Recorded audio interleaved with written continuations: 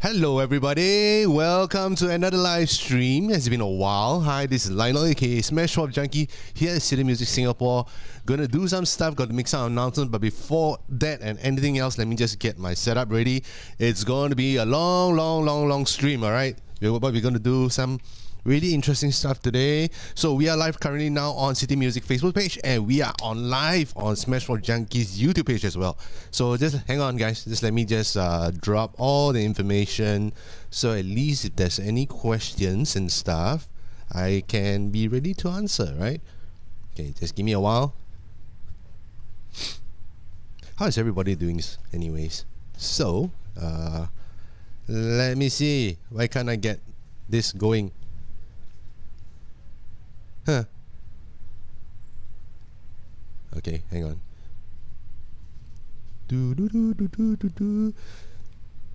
Hang in tight while I'm setting up this stream.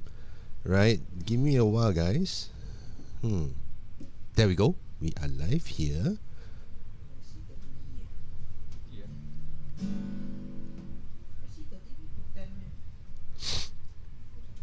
Yeah, I see myself now. Okay, let me just turn off the volume on this so we don't get any feedback. Alright. So hello everyone. On Smash Up Junkie, I see myself there, nice and clear. Now let me just head over to City Music's Facebook page. Right.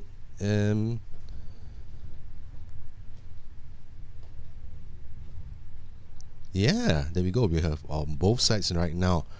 Awesome. Alright, so welcome to the stream, guys. It's been a while. Okay, once again, I'm Lionel aka Smash Up Junkie. Today, I'm doing a little bit something special. Okay, anyway, we have a special event coming up tomorrow.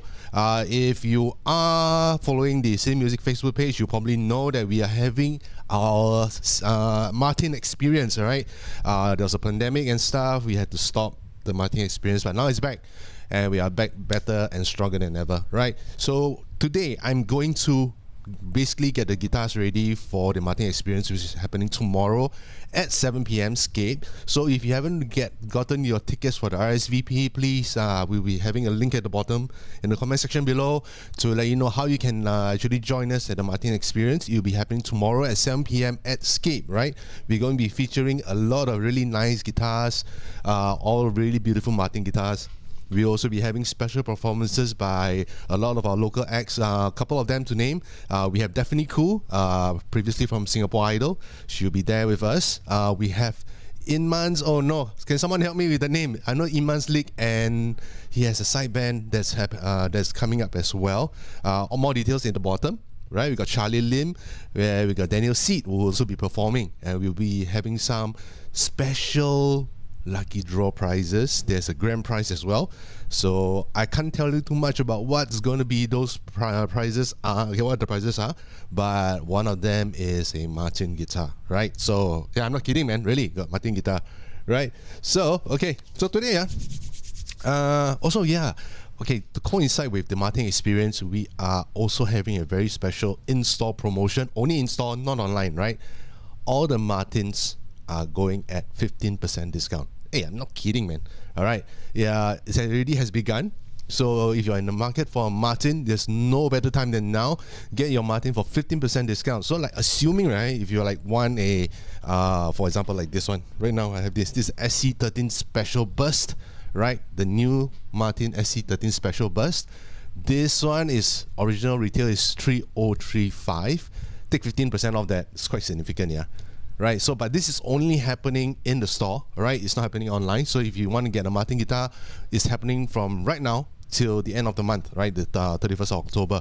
So if you want to get a Martin guitar, please drop by the store, right? So today I'm going to be actually restringing and preparing the guitars for the Martin experience tomorrow. These will be the guitars you see during the Martin experience, right? If you have any questions about any of the guitars or whatever, yeah, it's AMA, right? You can ask me anything.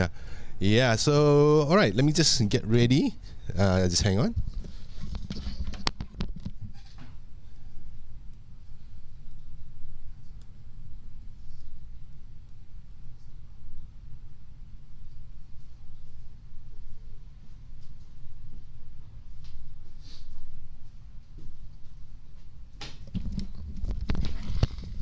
Wow, juggling two screens, okay, let's do the first one. We're gonna restring all the guitars. We're talking like 13, 14 guitars, right? The first one I'm going to do is a SC13 Special Burst, right? So what I'm going to do is I'm going to just remove the strings, do a bit of a cleanup, make sure everything's running. So when you're at the Martin experience, it's going to be a really nice guitar to play, all right? Hey, Kamal Dipshit. Bro, where you buy the sardine roll? Sardine roll you buy from Fortune Center. Downstairs, you go inside, right? On the right side, beside Yakun, they got a Malay store, sell food one. Yeah, sardine buy from there, bro. The best sardine in the world, made with love, right? Let's do this. So I'm also using a lot of Music Nomad products here. Basically, the Music Nomad products is the go-to product that we do use in the store most of the time. 4 electric guitars, 4 acoustic guitars. They even have like for pianos and wind instruments and stuff, right? So I'm using this is a Martin winder lah. So first of all, just going to loosen up all the strings. Actually, the string on this one is quite new, but I have to make sure you guys, when you guys come to the Martin experience tomorrow, you'll get fresh set of strings, alright? Nothing is worse than playing on a set of dead strings, right? So we also have the Music Nomad cutter, very important, right? Just going to snap this off. So how's everybody doing with the current COVID situation and stuff? I think maybe we might be reverted. I don't know. Yeah, and I just recovered from COVID. Sucks. Yeah, but it is what it is. I'm recovered. I'm back in action now. Oh yeah, by the way, the Martin experience is going to be a mask-on event, right? With the current situation that's happening right now, a little bit of a grey area here and there. So the Martin experience is going to be a masked event. So we of course encourage everyone who's going to the show to bring your mask along, keep your mask on, all right? For everyone's sake. Yep. Okay. Oh yeah, I forgot to bring dustbin. Okay, so we have our strings here. When you cut out strings, right, always twirl them nicely and make sure that they're not a hazard, right? Because these are really sharp things going on. You don't want to poke yourself or poke anyone, right? Put it aside, set it aside. We got your string puller here by Music Nomad as well. I'm going to use this to basically lift up the bridge pins. These are pretty good because it's non-intrusive and it gets the job done, right? Hey, do you hear wind in the background? Yeah, I know it's a bit early to stream right now. But we need to do this because it's going to be a very busy day for us, right? We have a lot of things to do, prepare for the show tomorrow, right? So we have this Music Nomad brush thing and cleaning thing. So just going to brush out some of the dust that's on the guitar itself, especially this area, right? Where all the dust is hidden, right? So, I think you don't need to do much, but this is actually a very nice piece. SC13 Special Burst. I only got one of these, and it has a zero cote back and sides. I think it's zero cote veneer if I'm not mistaken. Pretty cool piece. Right, let's do. Oh yeah, my strings on the other side. I bring everything, but I never bring strings.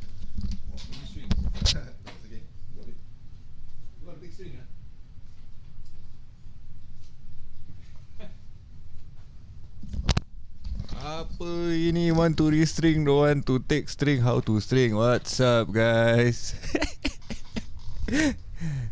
Bro. Hello guys, we'll be having a Martin event tomorrow, and yeah. So you tell them already, right? The shop will be closing early. Oh no, haven't it? Yes, so I'll pass it back to my friend over here. Goodbye. I thank you for it. Thank you, Kamal. Oh yeah, also we'll be closing early tomorrow, only for tomorrow. So the shops will be closed from 5 p.m. onwards. So if there's any business you want to come to the store for, please do it before 5 p.m. right? We'll be super busy tomorrow. So yes, now we have the strings and my trusty box of strings. Okay, this is what we use in the store. All the strings are here, right? So let's do this. Well, now that the orientation is there, because when I'm seated at the other table, I'm always oriented. Everything's muscle memory. Now it's I'm a bit lost. So I'm using the Martin Lifespan 2.0 strings. We generally use this in the shop for all the guitars, unless specific, right? So usually I'll take the first 3 strings and I just like put them in first. Always important, right? Always do a little notch on the string here, just for a bit of angle, right? We've been doing a lot of restring and talked to a lot of owners. Well, I always notice that a lot of owners get the restring thing wrong. They always feel that this ball end is always seated at the bottom of the pin like this, right? It shouldn't be seated like this, right? This what will happen if you're going to seat the pin like this is that the pin is going to pop out.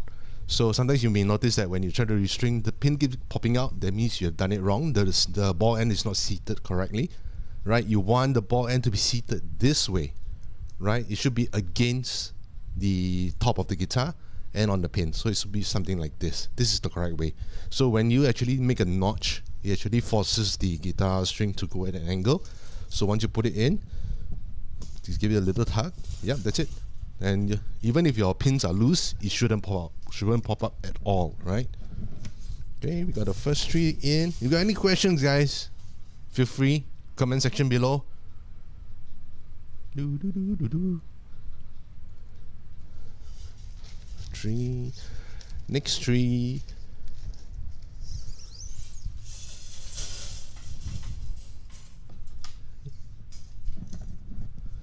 So we'll be having some really nice guitars there tomorrow. Sadly, we do not have stocks for a couple of really nice ones that we would like to bring to the show to show you guys. But then again, we still have other pieces that we can actually bring over to show you, which we will. The Brook Liggett wood, the very sort of the piece will be at the Martin Experience tomorrow. So if you want to try it out, yeah, come over to the Martin Experience. RSVP details in the comment section below, right? Okay, so right, so let's do. Yeah, I mean, I'm a bit lazy lah. I'm a bit lazy. I always use power drills to actually do my winding for good reason, right? Okay, one reason is of course I'm lazy. Second reason is because I have some tendon injuries on my hand, so I try not to exert too much. I would say force and muscles on strings. Yeah, so I'm always using a hand drill. Okay, this is actually also fitted with the tuning pack. I'm using Nomad tuning pack as well, or tune winder or something like that. You can just put it into any drill, right? So very quick. Ooh, hear that? Why I like using drills because it's consistent. The winds go in very nicely. Right, and it's quick, right? And it's usually also a very tidy experience, right? Got the first one in. So I'm gonna do 3 at a go, because my guitar stand right now only allows me to put 3 on it. Yeah, then I'll probably need to shift back and forth to get a new set of guitars, right?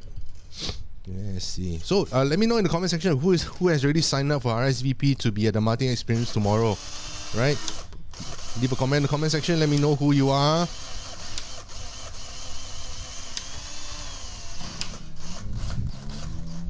There we go. Snip it off, right? Enough. Yeah, so about the 15% discount that we're having in store, alright? Yeah, that's 15% is a lot, guys. I mean, even like if you wait to year-end sale, right? Year-end sale, you can't even guarantee that some of the models are at 15% discount.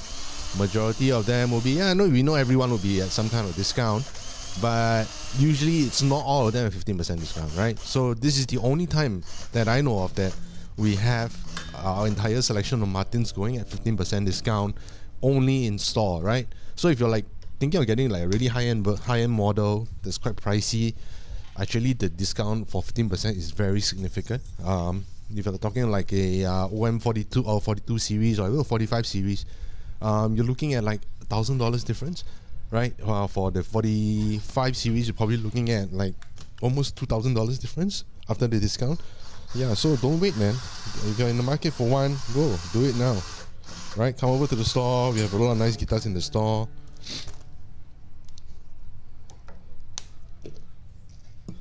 So I mean, string changing is very therapeutic for me. I kind of like it in some sense, right? But of course, like when I do this, I don't like to be disturbed as well. I like to like just do restringing. Therapeutic. Sometimes I do it at home on my own guitars. I just like grab a beer, sit down in front of the TV, turn on some nice show, you know, do it slowly. You know, polish up the fretboard, polish up the frets and stuff like that. Guitar maintenance is actually a very therapeutic thing to do, right? But sometimes, like, but for instance, today it's not going to be very therapeutic because it's going to be like 14 guitars, and I'm trying to get this done ASAP because it's going to be a super busy day. Every one of us in the store is getting ready for the Martin experience tomorrow. There we go. Snip this off. There we go. One done. Just going to tune this up. Put it on the stand. Hey, later here. This one, this guitar quite nice. Quite nice, this guitar. Okay, tuner not working.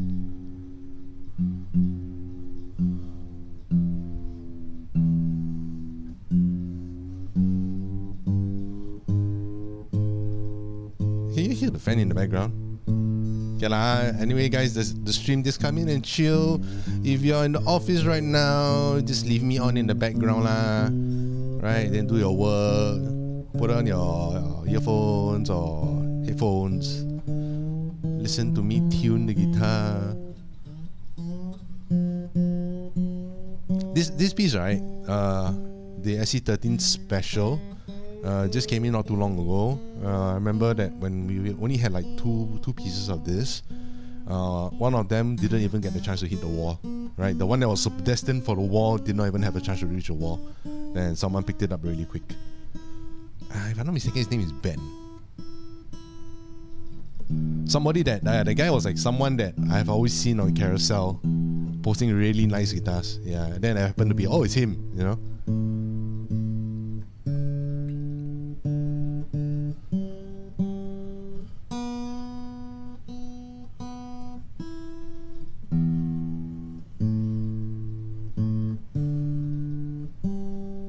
This guitar, right, the tuning packs are damn nice. Alright.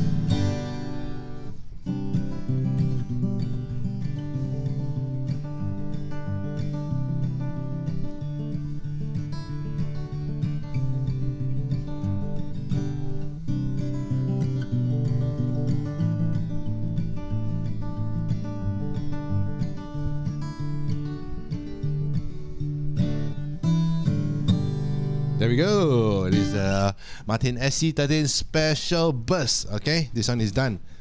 Let me just get the other one. Hey, what's up, bro? Come.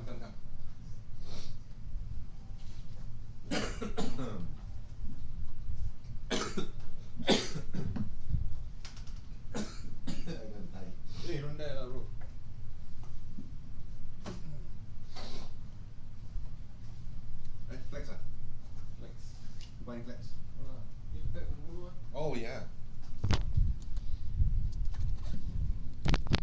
Yeah, Kamal's in like just packing. We are bringing our Mackie Flex SRM Flex system there into the show. It's going to be cool, man. The thing sounds awesome, right?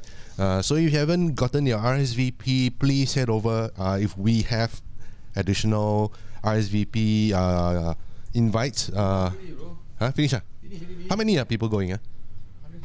150 of you already reserve. I know lah. Y'all go there for the free for the grand prize lah. I would too, you know. I would too. Tell them those who cannot make it, and if you have the RSVP, cannot make it, then let us know. Yeah. So for the guys who already got your RSVP invites, if you can't make it tomorrow for some reason, please let us know. Send the tickets back to us so we can give it to someone else. Right? Be responsible. Right? Yeah. Right, me tutup pintu, bro. Thank you. Okay. All right. The next one. Let me just turn this off. So the next one I have here is a Martin SC10, right? SC10E. So SC10 is belonging to the same family as the SC13, just that this one is a bit different, all right? There's a matte top, okay, it doesn't have a gloss top. The back and sides are still, this is coal veneer, right? Very nice neck heel and everything. It has a very light feel to it, very resonant feel to it. Black tuning pegs, black hardware. Nice actually, very nice piece. So if you want something with a satin finish, yeah, probably the SC10. This will be at the Martin experience as well tomorrow. Gonna restring this one, although the strings are a bit new, but yeah, we're just gonna restring it anyway, right? So let's do this. Always loosen your string first before anything else, right? Before you start to snip them off, just loose enough, right? Don't have to be like super floppy and stuff. Just loose enough. Yeah, I still have a bit of a drippy nose. I'm sorry, guys. Like I mentioned, I just like recovered from COVID. Sucks, but right, snap it off in the middle. Right, after you snap it out in the middle, hey guys, always remember to keep your workspace area clear of anything. Right, I always make a habit not to have like tiny screws or like string bits and stuff on your mat, right? You don't want to run your guitar over and cause it to scratch and stuff like that, right? Okay. Let me see.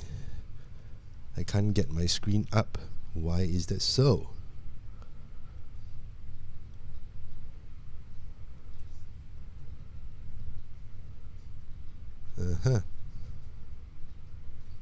Okay, anyway. Getting the strings off, alright. When you get the strings off, please be careful. When although you're like when you're doing this restringing, always be careful. Be careful with your eyes. Don't pop your head too near to where the sharp strings are, right? So yeah, just be very careful.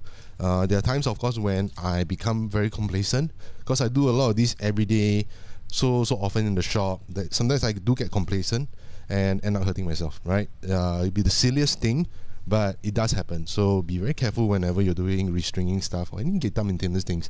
Always roll up your strings to a nice little ball like this, right? Put it aside. Then we're gonna get our bridge pin puller. Get this out. Sorry for the drippy nose. I swear I'm not contagious. I've already cleared, alright? Just got a drippy nose, that's all. Right, so we have all this all out. Okay, just gonna put this aside. Give it a little dust off.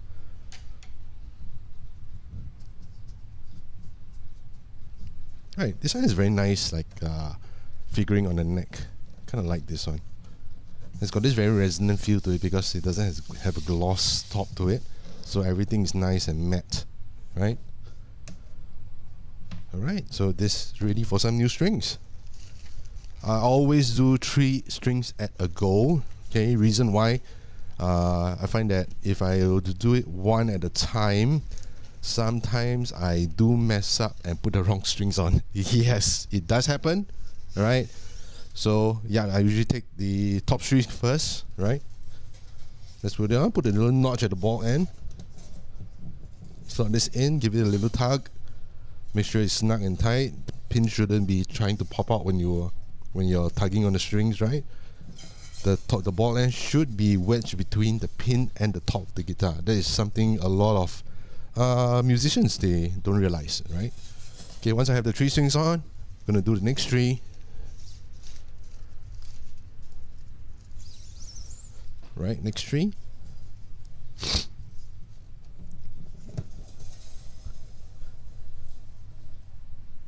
Yeah, so like the 15% sale thing, right? Actually started on I'll say it started on Monday, which was yesterday.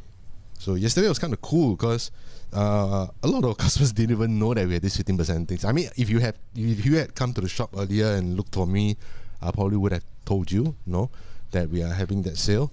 So yesterday there was a lady that came in, very nice lady, owner of a lot of very nice guitars, right? We're talking really expensive guitars. She came in, she was looking for the top shelf stuff, put it in a sense. Yeah, she got herself a 0042, a Martin 0042. That's one of the top end stuff that you can get, as high as can go for 000 size guitar. Yeah, she got herself a very nice 00042, right? Her first Martin, and it's like 00042. Right, one string down. Then we had a gentleman also yesterday who came in. He came over the weekend to look at some guitars. He was in the market for a D18 or a D28. Yeah, and then he fell in love with the sound of the D18. He got himself a D at a 15% discount. He was like,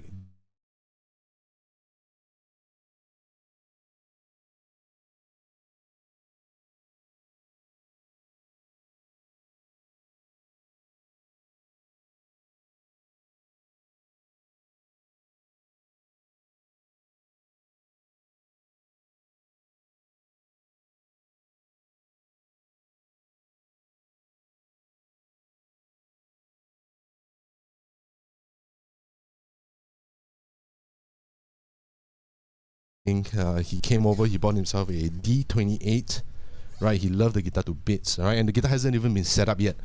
He's just in love with the guitar. So I was like, he came over yesterday, he brought his sister to the store. His sister was going to buy a birthday present for her husband. I wanted a Martin to buy for the husband. So lucky, right? Like, you get a birthday present, like a guitar, a Martin. Yeah, so she bought a Martin D12E for her husband as a birthday present this coming Wednesday, which is tomorrow. So happy birthday to you, sir. I think you'll be very happy with your guitar. So yeah, I think yesterday a couple of our customers came in and enjoyed the 15% discount that's happening at the store. Right, this is only happening until the 31st of October. Right, so you have about 2 weeks to decide. Come down to the store, choose a Martin that you like, right, for 15% discount.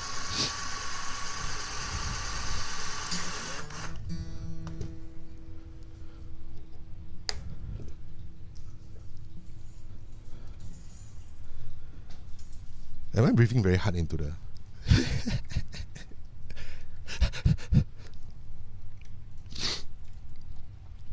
Yeah, I think later if anybody come into the showroom, I'll just like put on my mask, okay?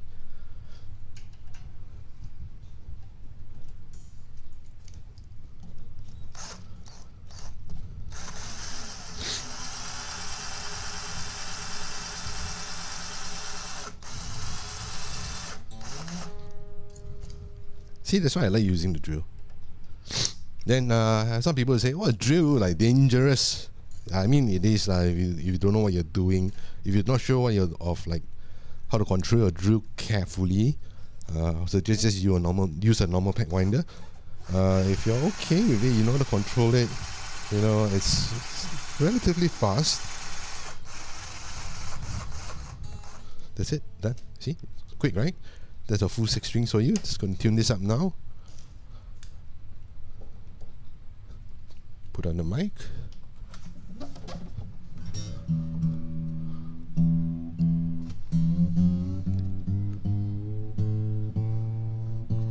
Oh, by the way, I'm using the Korg Pitch Clip 2. Wow, this tuner is so good, guys.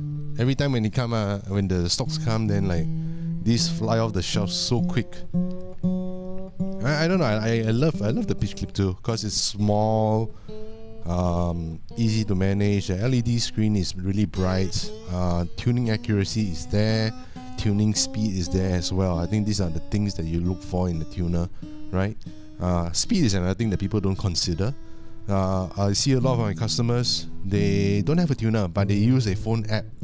Right, a phone app, they'll download some tuning app. I mean, it works, but a lot of these tuning apps, first of all, they are not super accurate. That's one. Second thing is the way it picks up the tuning, it may be a little bit slow, right? So, invest in a good tuner. It doesn't mean to be an expensive strobo tuner and stuff like that, Just a regular clip-on tuner. I think the Korg Pitch Clip 2 Plus is a very good candidate for being one of the top best tuners that don't cause a bomb, right? So this is the SC10E. All right, solid silica spruce top, cobalt veneer back and sides, very nice, very comfortable satin finish.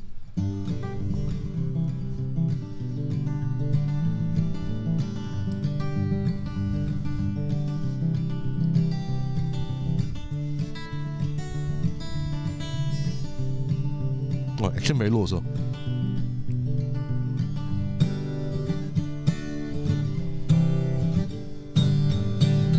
Yeah, you can see in the comment section, team has put on the Cork Pitch Clip 2 Plus. If you want to pick up one from the store, you can buy online also. Easy, this one.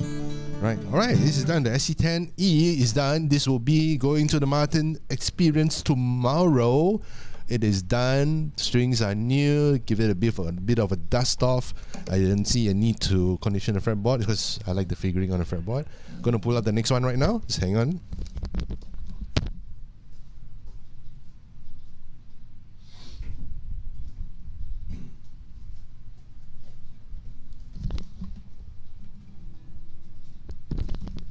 Okay, the next one is a also within the SC line. I just picked up the first three SCs. So this is also the SC line. This was the first SC model to be released to the market. This is the SC13, right? So SC13 basically sticker screw stop. You have your coil veneer back and sides. The same bill, right? Basically the same bill. The tuning packs are the open gear butterbean tuners. Very nice guitar, very resonant. I think the thing to sell about the SC series guitars is that the selling point is not much of about tone, but it's about playability. The neck is just really super comfortable, very fast, thin neck. It has a very nice neck heel. You know, even with some guitars with cutaway, you can only get that much, right? But for this, you can actually reach right to the end without any problems. The heel is actually something, the selling point of this guitar, right? Hey, hello.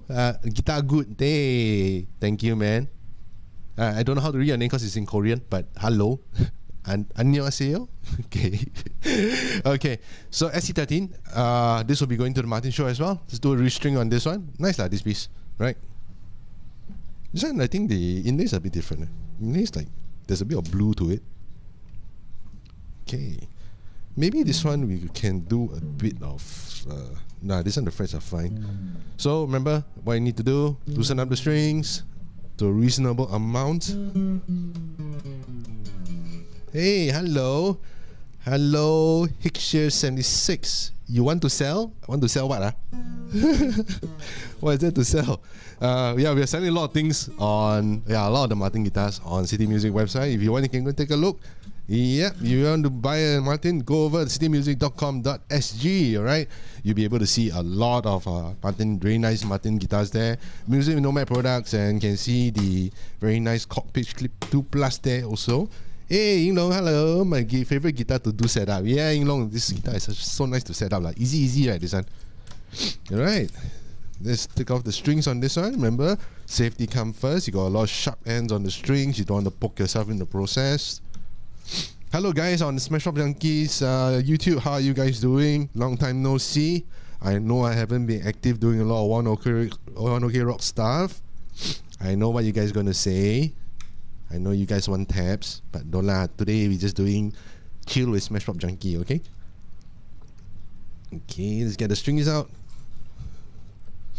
You know, like Martin has a specific way of restringing guitars. They will like do a wraparound thing. I think that is pretty cool that Martin does it that way. But it's a pain if you want to take the strings out. It's a real pain, right?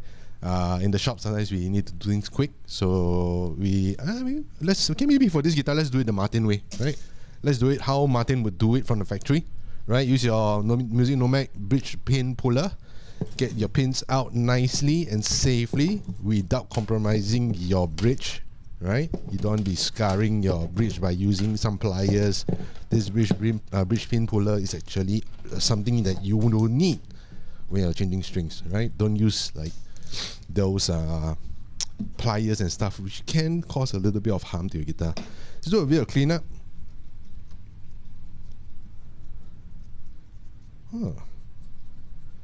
Okay, done. I should check the batteries as well. That's okay. I'll do that later. All right. So now that we have this, let's this one, right? Let's do the Martin way, right? Not gonna do the Smash Pop Junkie way. I'm gonna do the Martin way. Because a lot of people frown and say, "Hey, you sell Martin guitar distributor, but you never string the Martin way." Okay, this one I string the Martin way. Okay. Okay, so this one, same thing. Do a little notch on your ball end here. Just a little bit will do. Don't dent the strings. Just do a little bit of a bend, right? Just to get the ball end into a nice angle so that it sits on the top of the guitar. All right. Same thing. Little bend. So the way Martin strings is string the guitars from the factory is they will do a little notch that acts as something like something like an anchor, right? Is it a good thing? Probably, I guess. It does probably help with tuning stability, but it's a pain. It's a pain if you're going to restring it. Okay, but yeah, I mean for owners who don't restring guitars like we do in the store, that will probably be a good option for you to do. It's a good practice as well. Right, remember always to put the strings like in the right positions. Come to the point where just feel the strings from thickest to thinnest. When everyone does like restringing, you should have your own flow on how you do setups, right? Or a bit of maintenance. All right, so how are we going to do this the Martin way, if I can remember? Hello, Martin, yeah, probably there's some Martin in some other language, in Korean. Okay, so when we put the strings in, right, I would usually do a one post. I'm not sure if you can see that. One post distance before I give it some slack, right? My general measurement will be about one post, right? Push it in, right? So what I'm going to do now is going to do, instead of just going round, I'm going to turn this and a half round and a little notch, right? So it actually is like this. It's basically locked in already, right? You can see it's locked in, right? So it has a little notch to it. So once you restring it, it will have a notch that locks the string in place, right? Let's do this. So that is only like the main difference. Oh, I think I notched it the wrong side. Sorry.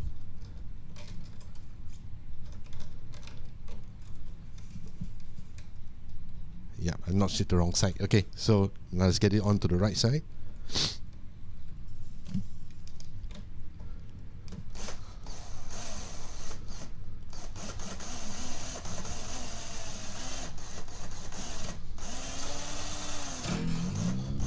Okay, it's done. There's a bit of a notch to it. Okay. Yeah, then the next person who's going to restring this guitar will be like, who would restring this way? I think there's a lot of ways people restring. More importantly, you want the strings to call from the bottom, from the top down, right?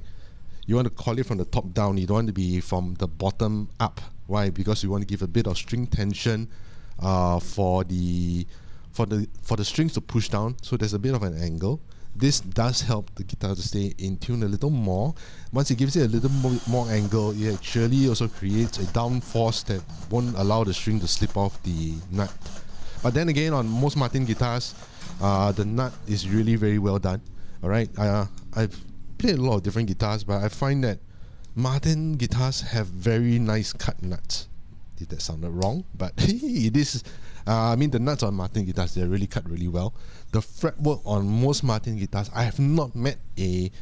Okay, this is the honest truth. So far I've cycled through so many Martin guitars. I have not met one out of the box that has unleveled frets. That means is that you're going to have some slight buzzing here. I haven't seen one yet, right? I haven't gone through one yet. The fretwork and the nut work on Martin guitars is always really, really good. That's one thing I like about Martin. I never did ever have to worry about uneven frets and stuff. Right out of the factory, be it whether it's from the Mexican factory or the US factory, it's always very well done. That's one thing I like about Martin guitars. Right? There are some brands outside in the market that, you know, you out of the box you get like uneven frets, you know, tall frets here and there. The nut is just not cut right. But for Martin, no. Yeah, even on the lower end guitars, the fretwork is really good. Yeah, the nut work is really good as well. Very minimal work is needed. For most Martin guitars, I would say a lot of times just a bit of action set up with proper action by lowering the saddle height. That helps a lot. You know, you don't need to do a tremendous lot. there are customers who come in, they were like, oh, I want to improve the sound, no, I want to like change the bridge pins to a certain material, the saddle to a certain material. Yeah, I mean, that does help a lot. It does not say a lot. On some guitars, I find that by changing this kind of stuff, you don't really feel it happen as much. You don't feel the change. I guess it does. Well, that's to each their own, right? I have a set of liquid metal pins on my ON28. Is it like, did it change the tone drastically? As much as I'd like to think so, but I think there's a bit of change, there's a bit more resonance, but it's not night and day, you know what I mean? But to some other players on their guitars, they say, oh wow, it's a big difference. So to each their own. Good thing about these kind of upgrades, it's not necessarily a very expensive upgrade.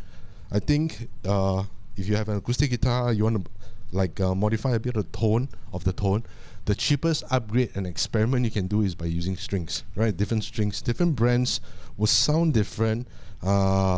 When it comes to strings, of course, that's another whole topic altogether, right? Just tune this. So I'm just tuning this or stringing the guitars the Martin way, right? So when you're using a hand drill, always remember to be slow. Don't rush it. Right? Don't rush it. Don't over. You do set your ratio right as well.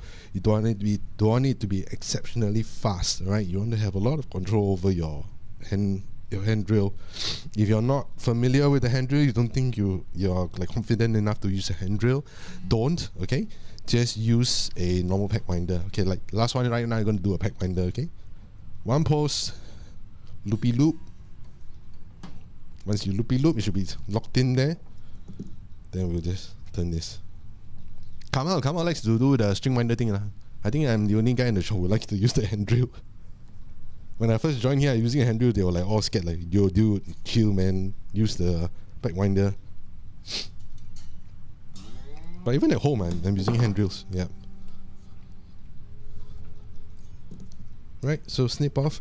How many winds do you really need on per post?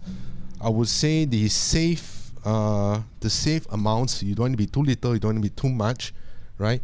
The safe will be 3 winds on the low strings or the thicker strings, and about maybe 4 to 5 winds on the treble strings. That is me, right? I believe if you're going to go online, everyone would have a different perception of what is the correct number. I find that what works for you is the correct number. There is no written rule, alright? You generally don't want it to be one loop, right? You can do 2 or 3. 3 is safe, right?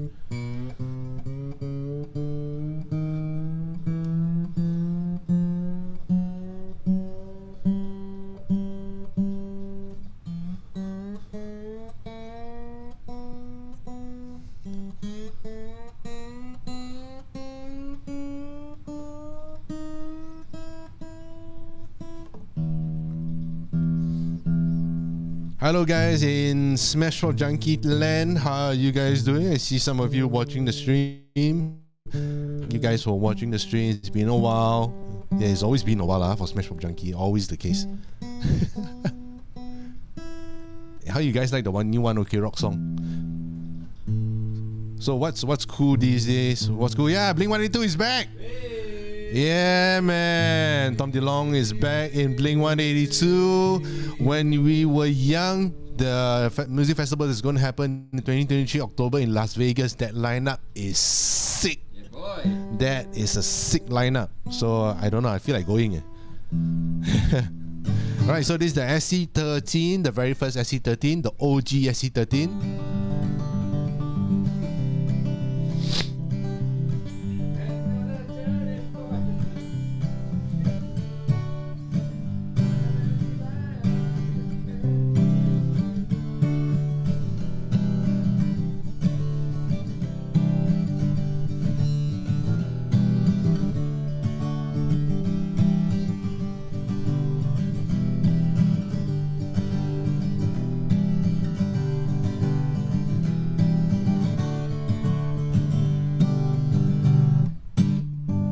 Yeah, this is not the perfect microphone for guitars lah. It's a dynamic, but yeah, whatever. A bit of sound can already. All right. So SC13 will be at the Martin Experience tomorrow. All right. If you want to try this out, you haven't played the SC13 before, they are super duper comfortable. If you're an electric guitar player, all right. I understand this. I'm an electric guitar player as well, and you're transitioning to acoustic. And when the first acoustic you pick up, it's like, oh my god, the action is so high, the neck is so chunky. You know, it just feels like a different thing altogether. No worries. That's why the SC line is here. Electric guitar players, if you want to transition to acoustic without feeling the acoustic stuff, the high action, the big body, the no access to the back of the neck, this is the one for you, right? So we have this on the Martin Experience. Come down and try it out for yourself. You know, usually when you come to the store, you want to kind of try guitars and stuff, then I'll be the guy who like, hey, excuse me, you know, can I help you? Yeah, please don't handle guitars yourself. Martin Experience, all the guitars are there for everyone to try. So if you really want to try one of these, it will be there tomorrow, okay? So I've done the 3 SC line guitars. They are done. I'm going to move on to the next one. Just another reminder, we have a 15% discount at the store. Store only, doesn't apply online. All right, all the Martin guitars, that is like non-promo guitars, okay? Those got promotion, of course, those are not included lah. All right, the non-promo ones, the full price ones, all right, they'll be going at 15% discount. So if you're in the market for a very high-end Martin, this is the right time. This is the best time, no better time than now. Don't even wait for the year-end sale, because I cannot guarantee that you get a 15% discount on the year-end sale. That's one. Number two is we've probably, when we reach the year-end sale, may not have stocks anymore, right? So if you want to get a Martin guitar, you're in the market for one, definitely now is the time. Okay, I'm going to bring these 3 guitars over to the other side. I'm going to bring another 3 more back, right? See you guys in 1 minute or 2.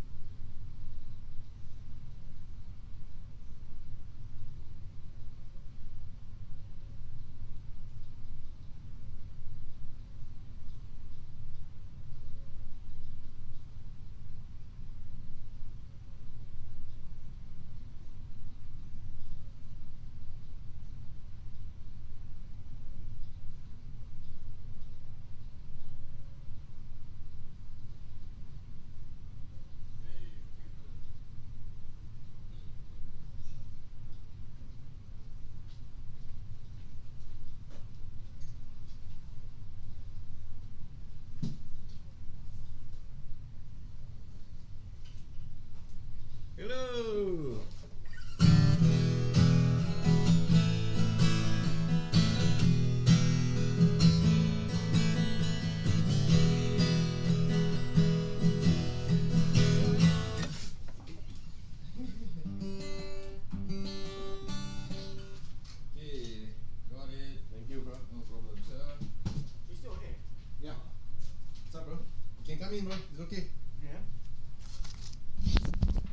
Hey, Mike Mayuni in the house.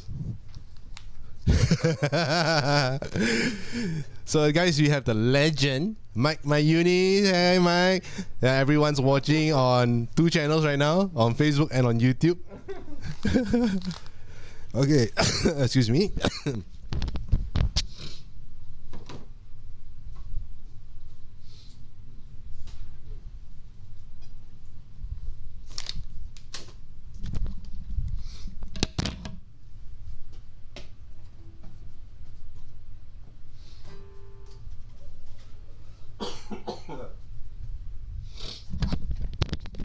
Okay, guys, we are back.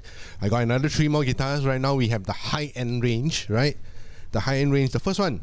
All right, this one is a OM28 E, okay, or ELRB. It's the LR Bags Anthem installed.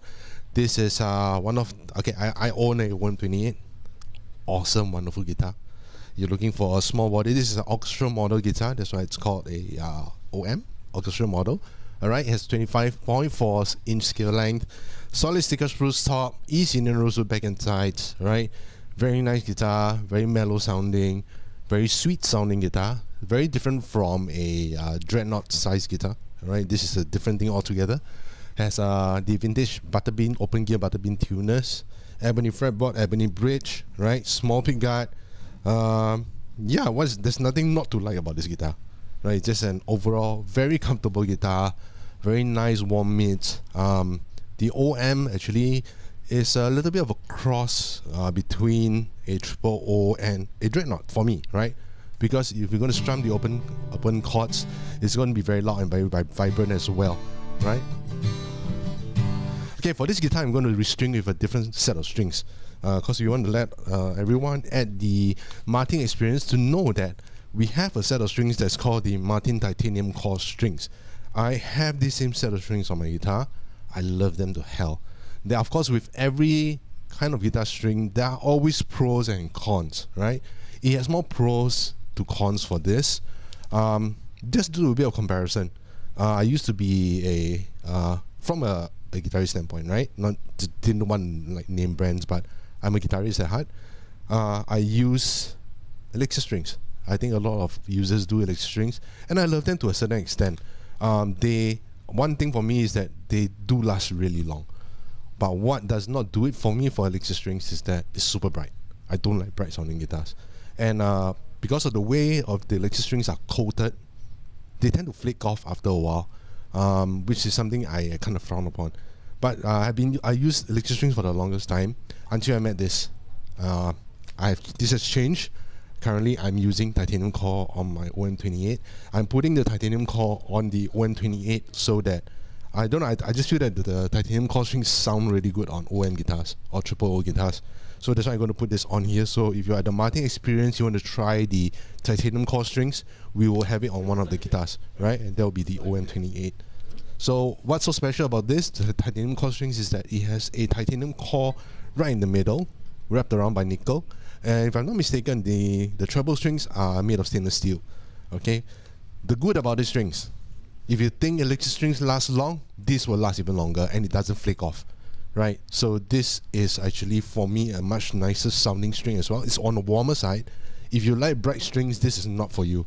If you like warmer tone, this is definitely the one.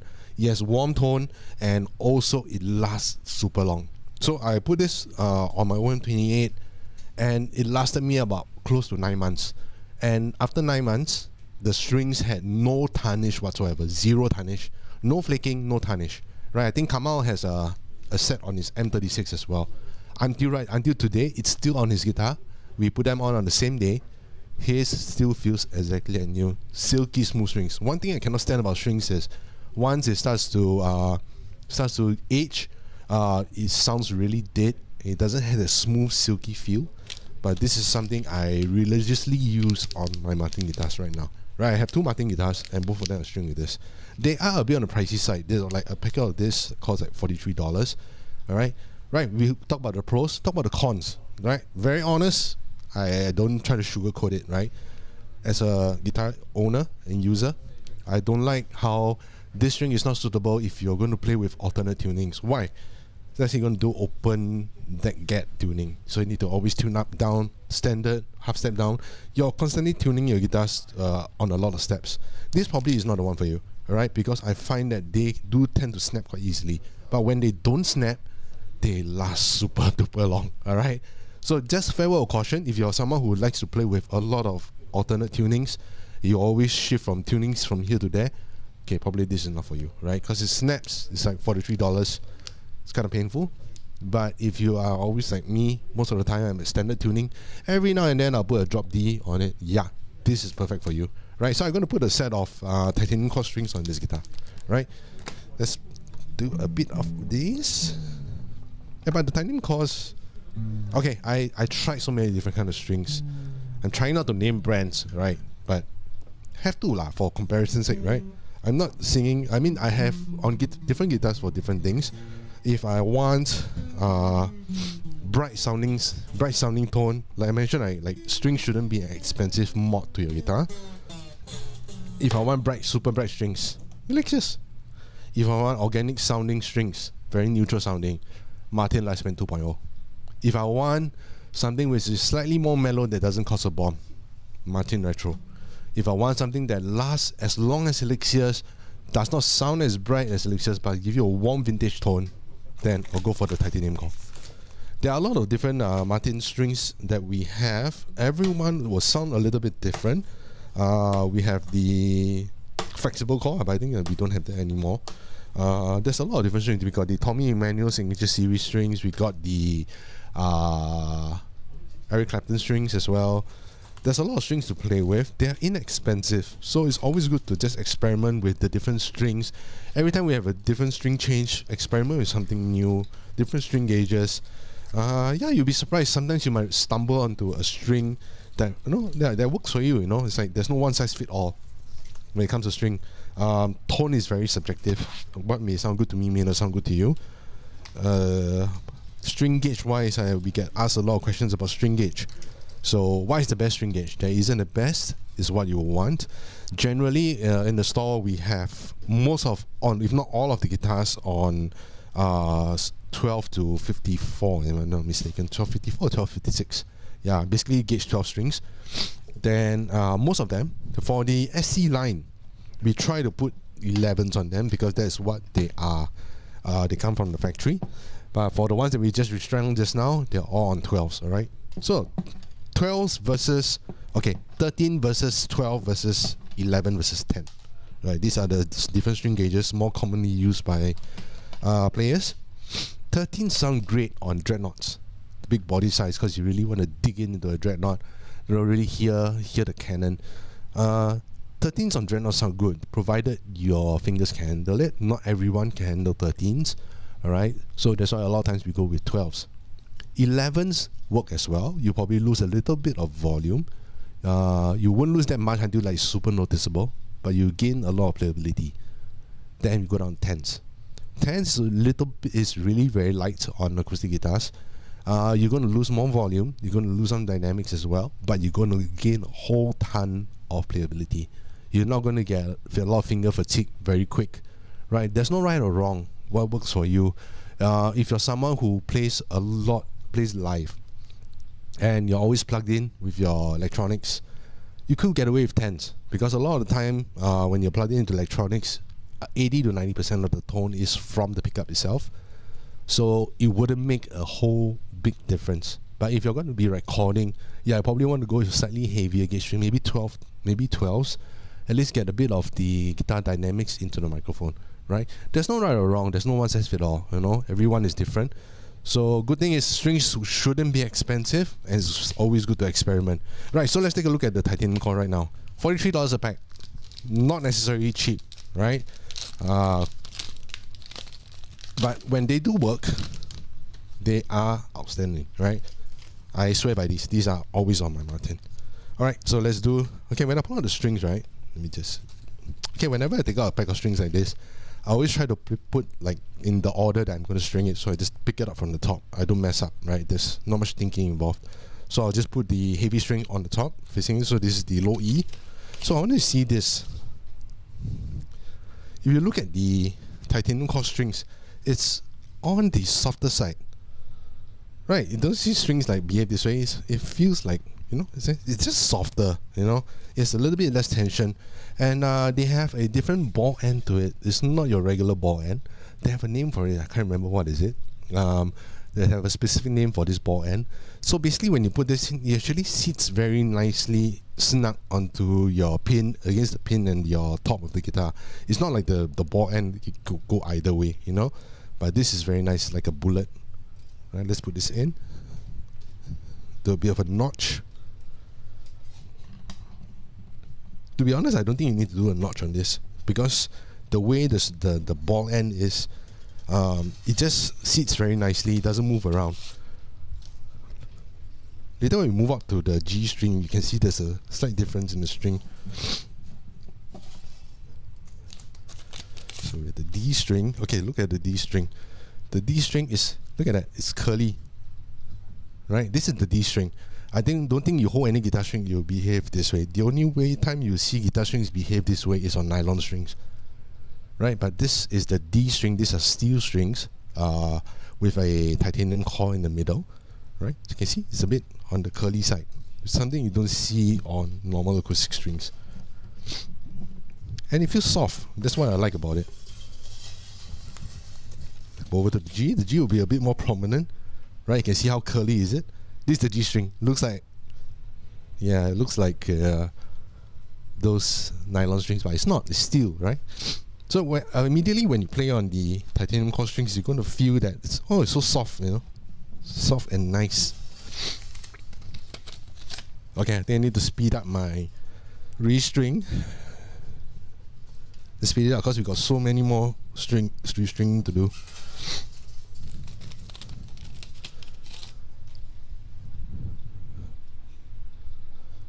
Look at that. This is the high E string. It's curly. So we will have one of the guitars tomorrow at the Martin Experience with the titanium core strings, right? Because we want people to try this. A lot of my customers, when I show them the titanium core strings, they're like, wow, $43 a pack. Hey, yo. If $43 a pack, you multiply that by 9 months. How many times will you change your strings in 9 months? If you are someone who cannot stand tarnished strings or dead strings, how many strings will you have changed? Always on average like 2 to 3 if you play very oftenly. Every 2 to 3 months you'll probably change a pack. How much is a pack of strings going to cost you? Maybe you get like accustomed that to the treated strings is going to be like what, $18 a pack, $15 a pack for other brands maybe. So if you kind of think about it, if you calculate that, if you're a serious guitar player, you play your guitar very often, there's a lot of incentive to use the titanium core strings, even though it's a bit more expensive. But then again, when the string breaks, that's another thing. That's something that we all cannot predict, right? Hopefully on stream, the string is not going to snap, but I don't think so.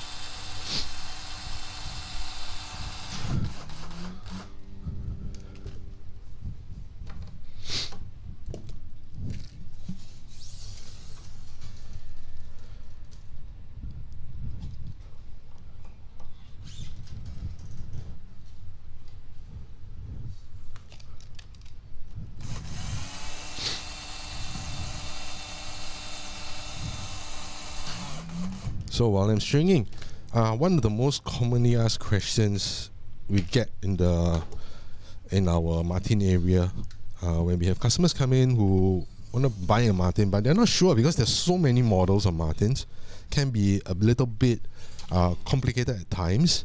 That's why we guys are here to help these customers. So very commonly asked, what's the difference between a OM size guitar, orchestral model size guitar, and a triple O size guitar, a double O size guitar, a single O size guitar? You know, what are the difference? What are the differences? Alright, so to start off, this is only the orchestral model, okay, or the OMs, okay, triple O. OM basically stands for orchestral model, and the OM has a triple O body size. So you have to remember that, triple O body size. So triple body size has a specific size to it. When it's an OM size guitar, you will have a triple O body shape or body size. Okay, once we have established that, the difference between a OM and a triple O will be the scale length of the neck. So the scale length of the neck for a OM size guitar is 25.4 inches, right? On a scale length for the triple O guitars is 24.9. So on the triple O, you have a shorter neck. Okay, in layman terms, you have a shorter neck, which translates into a little bit of a more mellower sound, a little bit less string tension, a little less highs, right? For the OM, it's a full 25.4. So you're going to play, it's going to be slightly brighter when you're going to play open chords. It's a bit more of a Swiss Army knife if you ask me about the OM28. It's a strummer, yet it's really great for fingerstyle as well. Yes, they're very popular triple O mid-range sound. So it has a bit of everything for an OM. So the main difference between a triple O and an OM will be the scale length. If you're talking about a double O will be a slightly smaller body size, but keeping up with the 25.4 scale length, right? Then you got a single O, which reduces the body size even more. So it will be one of the smaller guitar bodies, and that one will have the same scale length as well, 25.4. Alright? Right, so we have the titanium core restrung already. Let's tune it up. So this is a Martin OM28E. E stands for electronics.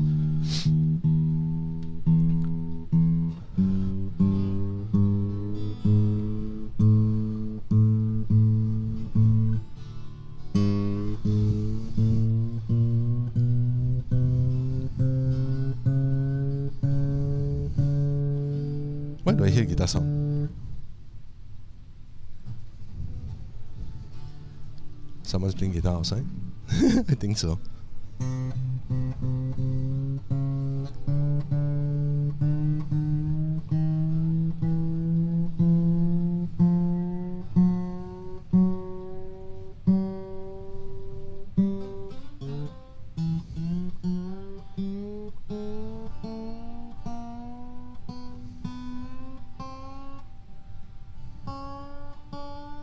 Oh, we got Kamal in our showroom.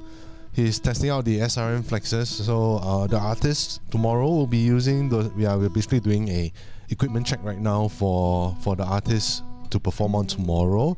We will be using the Mackie SRM Flex column speakers during the show. So that will be projecting the music out tomorrow, right? Okay, so the OM28E is almost done, as you can see. Okay, just like 2 days ago, I watched this video of this guy who was like raving or like ranting about the titanium core and how he bought 2 packets of titanium cores, and every single time the G string snaps. Well, it does happen, but if it's gonna happen twice in a row with the same kind of strings on that guitar, I think you may need to have your guitar checked. Yeah, although I believe that there will be times where strings will snap, whether it's titanium core or whatever strings it is, right? But if it's going to strap 2 times in a row with the same string, I think you need to have your guitar checked to that guy. Alright, so I have the titanium core strings on here. Just to let you guys hear a little bit. Let me just check the neck angle on this one. A little bit too much relief, but let me adjust this. So I'm adjusting the truss rod right now. It's giving it a little less relief because it's a little bit too much relief right now. You want to get this, how do I adjust neck relief is usually I will go to the point where it's too straight, right? Until it slightly buzzes between the frets 1 to 3. Then I will back it down. Yeah, I'll back it down a little bit until it's nice and cool. Yeah.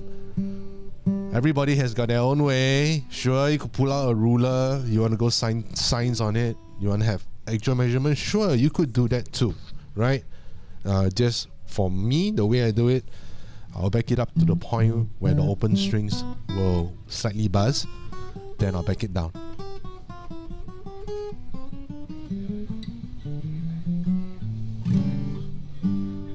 Alright, so this is the titanium core strings, right? Not as bright sounding as you hear on like most guitars. It's got a very nice warm tone to it.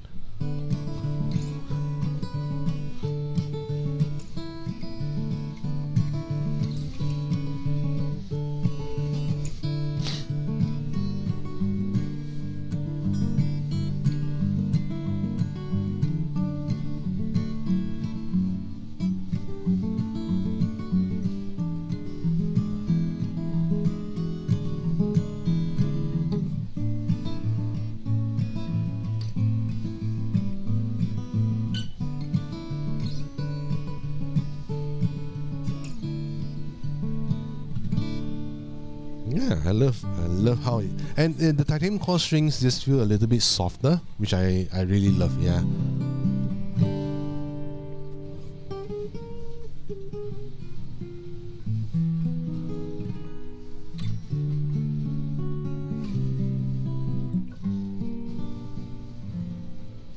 Very nice sound. Yeah, it's got this very nice warm tone to it. Easy to play, silky smooth. I would highly recommend this strings to you.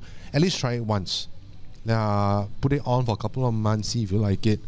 I can vouch for these strings. This is something that I use on all my guitars, on my acoustics.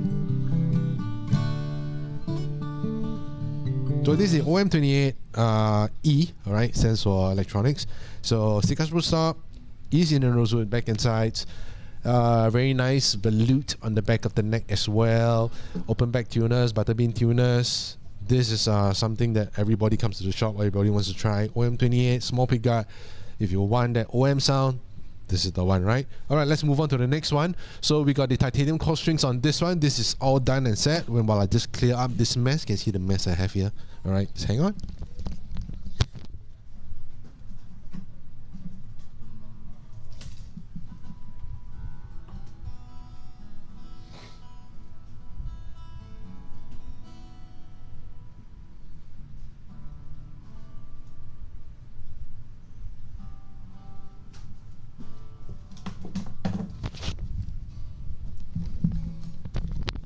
Okay, I am back. So the next one we're gonna do, this one was released I think a couple of years ago. So this is the Modern Deluxe version, the Modern Deluxe. The Martin Modern Deluxe basically is your standard Martins pimped up with better specs, right? So this is the D18 Modern Deluxe. So with all D18s, we'll just say one thing. D18s basically has a mahogany back and side, right? These are the characteristics of an 18 series guitar. Mahogany back and sides, sticker spruce top. So what makes this different from the rest of the guitars? All regular D18, right? For the Modern Deluxe versions, they have a VTS top. So VTS basically stands for Vintage Tone System. In older terms, they call it the torrefied top. They basically vacuum pack, vacuum dry, and they dry in a way that the top sounds like it's a broken in guitar, like a 10-year-old guitar, right? So there's a VTS top for you. It has maple binding, so the other versions is flame maple binding, right? You have ebony bridge, ebony fretboard. You have gold frets as well, right? You have liquid metal pins, right? These are the Martin liquid metal pins. Under this bridge, you have a carbon fiber plate that's reinforcing the bottom of the bridge. Gives it a bit more resonance, right? Then you have a very different neck taper on the Modern Deluxe versions. This has a slimmer taper, right? You can feel that once you hang on to this, you feel that it has a much thinner neck all the way down to the neck heel, right? It has a thinner neck. It has a titanium truss rod. I think the newer version they have done away with the titanium truss rod because I think Martin was having a hard time trying to source for titanium. So they on the newer Modern Deluxes, I believe they have gone back to steel, but for this model is on titanium, right? The truss rod is made of titanium. So titanium is very light.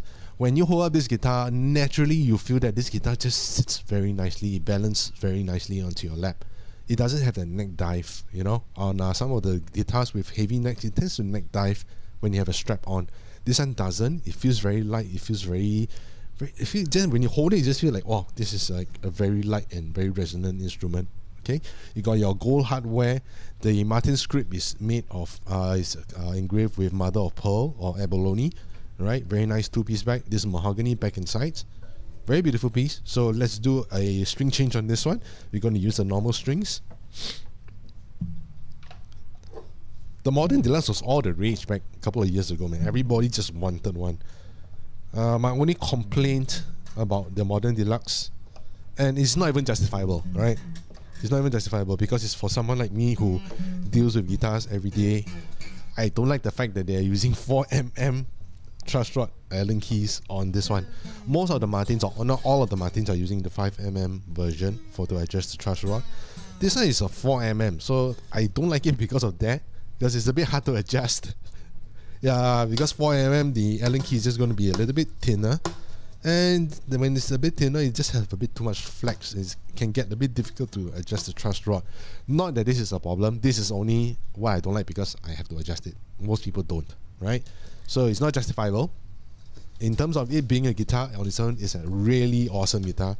It just has this very nice resonance about it. Right, let me just get those strings off. We are at guitar number 5.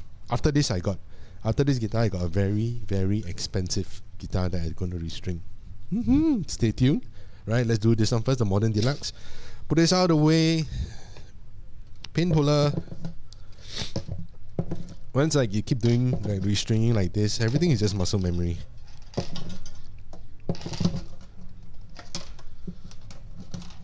Let's get the strings out. Right. Let's do a bit of a dust off.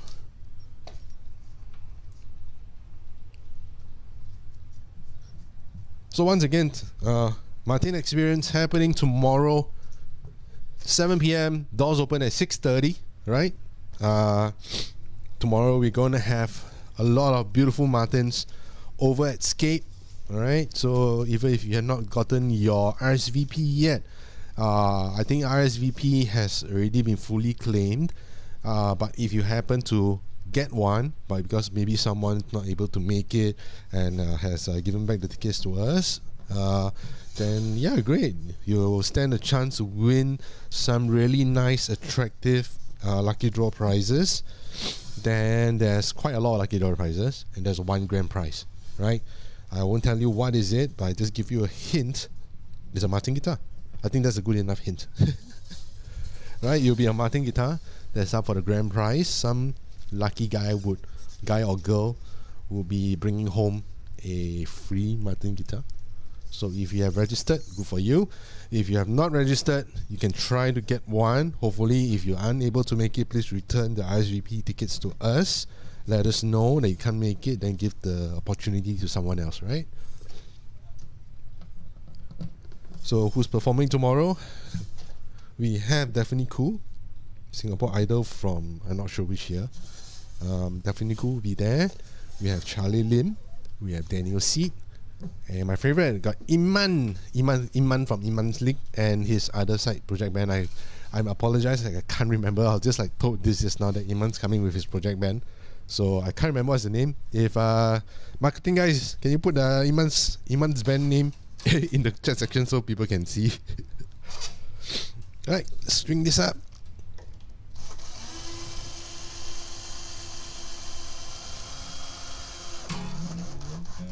True story.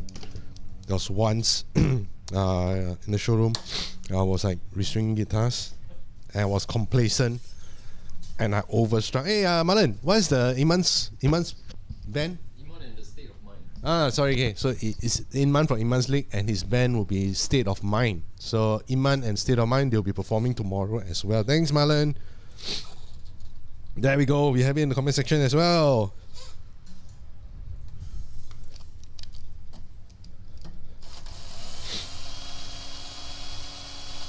Hey guys, those are the guitars in the comment section, right? The prices there is the online prices, okay? I remember I told you guys about the 15% discount, alright? That only is applicable if you purchase in the store, okay? So at least online, you can check out the details, then you do your own calculation, minus of 15%, okay? Then when you come over to the store, you'll be offered that 15% discount, okay? Only for guitars that is not already on promotion.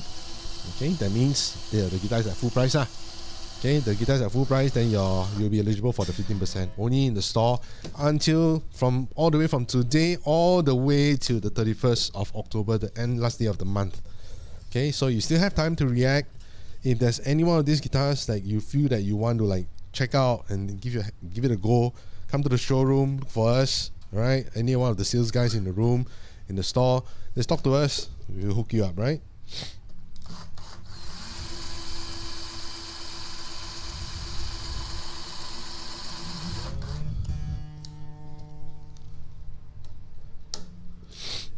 Yeah, I think Kamal still holds the world record for fastest restring ever. Kamal still world champion. Nobody contest. That time we like had this contest to have someone challenge Kamal time. Nobody lah, bro. What? Nobody challenge your timing lah. Nope. I'm the best and will always be the best. Wah, like macam you don't want to fight UFC. Huh? How many? What's my time? 3 minutes. Was it 3 minutes? 3 No lah, minutes not 3 minutes lah. 3 minutes, man. Hey bro, 6 minutes. Is it 6 minutes or 3 minutes? I do 3 minutes. Oh, yeah. 3 minutes plus. 3 minutes plus, ah? Yep. Well, 3 minutes plus, guys. How to beat? Without the drill, bro. Without the drill, no. Hand wine, okay? No drills involved, no. And he did a 3 minute plus. I think the only reason nobody joined because nobody could be his time. Sorry, I just had to say that. Yeah, but I mean, when it comes to restring, don't rush, right? Do it slow, do it at your pace. Restring is supposed to be therapeutic, alright? It's supposed to be something, a moment between you and your guitar. I know it sounds corny as shit, but yeah, it is. So this is the D18 Modern Deluxe. Modern Deluxe, huh? If you're Chinese in Singapore, Modern Deluxe. Okay. I can say that because I'm Chinese. Hey, why buzzy? Yeah, maybe it's because it's like, yeah, the neck's too straight. Okay, just gonna tune this up. Then we're gonna check on the neck relief. Okay, here's a bit buzzy. Yeah, because the strings are not in full tension yet. Let's get it up to full tension and see how it sounds. So the people always saying my guitar neck is as straight as an arrow. Is that a good thing? I don't necessarily feel so. If it's as straight as an arrow, what's going to happen when you play alternate tunings? What's going to happen when you do drop D? What's going to happen if you're going to play half step down? I mean, if it's straight as an arrow on E standard and you're always an E standard or an E flat or whatever step tuning you're in, then I guess it's good to a certain extent. But I always find that it's always good to have a little bit of relief, right? When I say a bit of relief, means a little bit of neck curvature. Why? So it actually does help to let's say if you're going to go alternate tunings at some point, maybe a drop D or maybe a half step down. I know at least there's a little bit of give. And also, unless your fretwork is super stellar, you might find buzzes if it's too straight on the first three frets, right? Then again, every guitar is different. Some can get away with it, some can't, right? But I preferably like a little bit of relief, right? So this is the Modern Deluxe.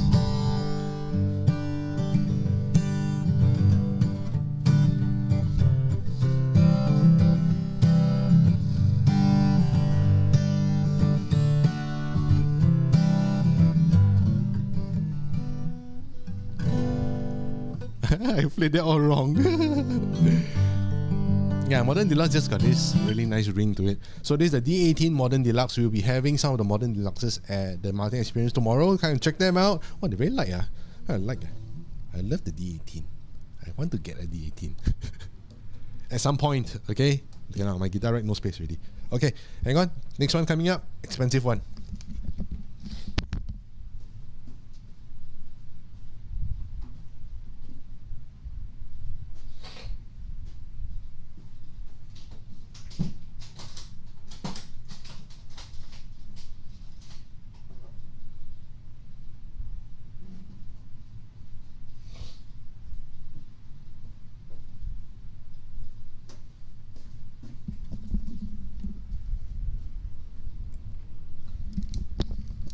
Okay, I mentioned expensive one, so this one is an expensive one. Very beautiful Martin D42, right? Well, the strings are very new lah, but gonna change it anyway lah. No, fail. QC inspector touch and like no.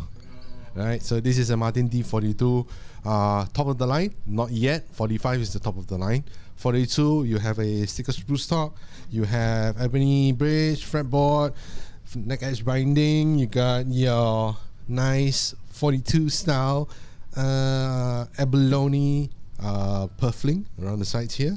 All the way down here, we have until the rosette is also mother of pearl. Then we got your two snowflakes, right? Beautiful. This is the expensive, or call it the CF Martin script, CF Martin headstock logo. Very nice mother of pearl inlay as well.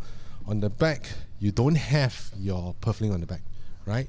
So that will only apply to the 45s, right? You got very nice, even rosewood back and sides.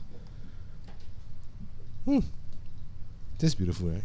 It's just like a very nice, loud guitar.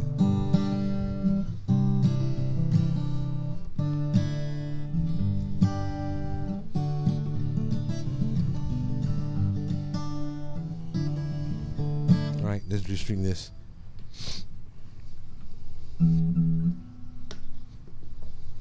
Oh yeah, let me take out the tag first. Okay, this time I'm just going to slow down a bit, just cause this is at 45. Generally we don't display our 41s, 45, 42, 45s, or like some guitars that we are really low on stock, high in value, and maybe it's like a crowd favorite. I don't think we usually put this up on display. Reason is because we want to reserve these guitars for really interested buyers who's coming in very specific, they want this, then we'll probably actually bring them out for you. Hello sir, afternoon, 老板来了. Yeah, so we usually keep this all in the cases. So if you ever want to have one of these, try out one of these guitars, you're really in the market for one of these guitars. Sometimes we don't wish to be blunt, and stuff like that. But when it comes to the guitars that are more of a higher value, we tend to be a bit more protective. Don't blame us for that. For a lot of reasons, because we get a lot of people who come in to test the guitars. Some of the guys who come in to test guitars, they are not really here to buy guitars. They're just here to test, which is all cool. We understand that.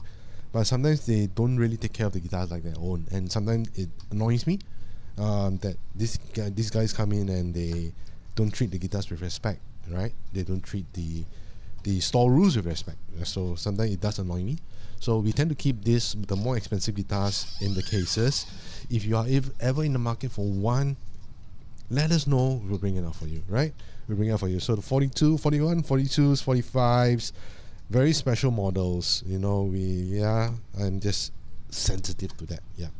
So if you want, we do have it in the store.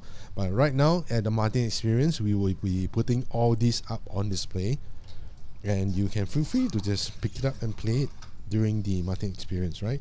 So right now this guitar has actually been the strings are stock, okay, as stock as in like these strings are from the factory. Hence you're seeing that I'm having a bit of a struggle trying to get the strings out because of the little hook that they have at the end of the string, right? And I'm trying to go slow on the 45. A lot of times I will jet myself with the strings, with the original factory restring, right? Why? Because of the hook. On the treble strings, they tend to be a bit stubborn. You need to unhook them, right? A lot of times, I do stab myself with the string. There we go. We got all the 6 strings out. Just going to do a loop-de-loop.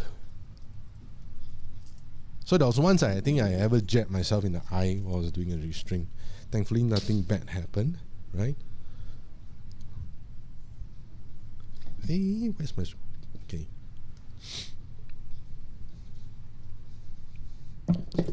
So are there any Martin owners watching the stream right now? If you are, please comment in the comment section. If you're watching a much later delayed telecast of this, then yeah, just leave it in the comment section. I would like to know actually. Okay. So we have the strings off. Not that it needs a bit of a brush. It's perfectly spotless. Okay, it is in the case. Well protected guitar. Let's put some strings on. Martin Lightspan 2.0 12 gauge coming on to this guitar right now. What I like about the Dreadnoughts, it's so loud. It's a loud guitar. I think when people talk about Martin guitars, the first thing that come to their mind is a D28. It's normal, yeah, because that's like the flagship. The D28, the D18, these are the more recognizable models of Martin. Whenever you pick up a Dreadnought like a D28 or so, or even D18, when you strum, the first thing that hits you is how resonant and how loud the guitar is. So a bit of history for you. Back then they didn't have any dreadnoughts, so Martin was one of the first companies to create a large body size acoustic steel string guitar, right? So it was basically back then they don't have any amplification and stuff like that, so they were always competing for volume. So Martin actually came up with an idea of a bigger bodied guitar, which was the DSS, right? So to compete for volume, you know, because the guitarists were not being heard in the band, you know, it's always being covered by the drummer, the pianist, the the horn section and stuff like that. Yeah, so that's why this came about. So when the dreadnought came about, it just gave that much more volume to the guitarist, and it could be heard in the band. So when you pick up a full-size dreadnought, it starts strumming, first thing that hits you is how loud the dreadnoughts are. They're super loud, bass heavy, I would say, for the dreadnoughts.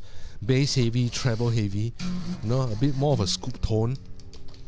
That's why back then a lot of singers, strummers like having dreadnoughts, because it actually complements the voice a lot when you're singing with a dreadnought. It has that scoop, mids, that's where your voice comes in, right?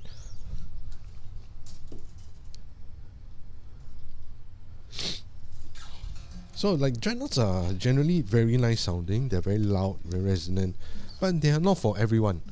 You know, some players they just can't deal with how big the dreadnought is. It's not extremely big. I mean, there are bigger guitars out there, but they are rather chunky. So some players, they might feel that it's a bit too much, you know. So they can't deal with dreadnought. They love the sound of dreadnought, but they just find that it's a bit uncomfortable to play on the dreadnought. So that's where the smaller guitar bodies come in, right? That's where the triple comes in, the OM comes in.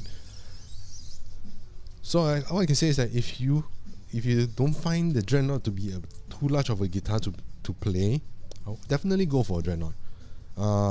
If you find that it's a bit too big, sure, you got your OM, triple O's. You want something small, you have a very niche sound that you're looking for, you can go for a double O, even a single O parlor, you know, 12 fretters.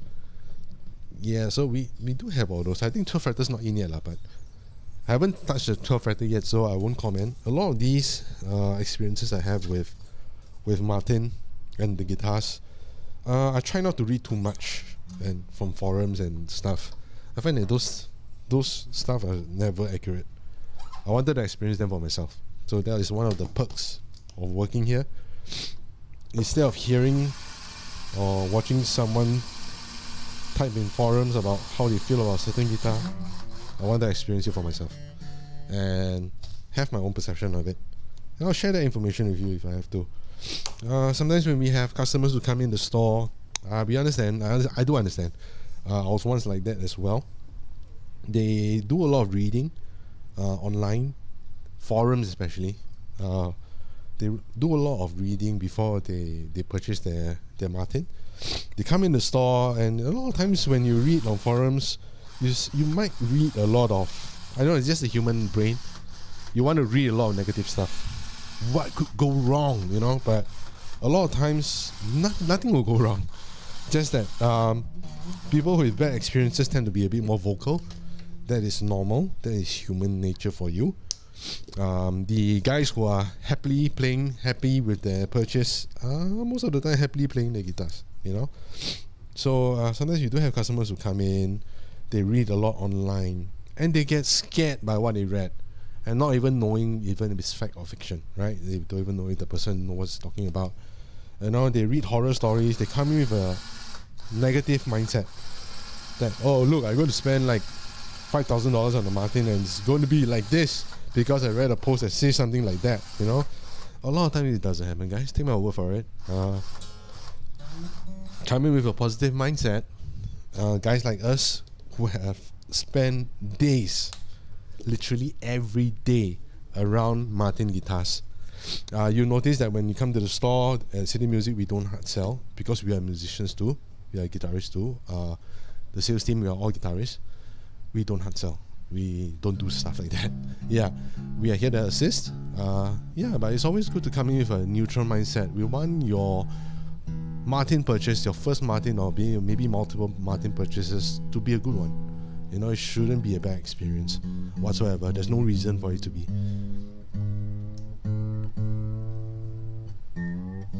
I'm not ranting and just saying.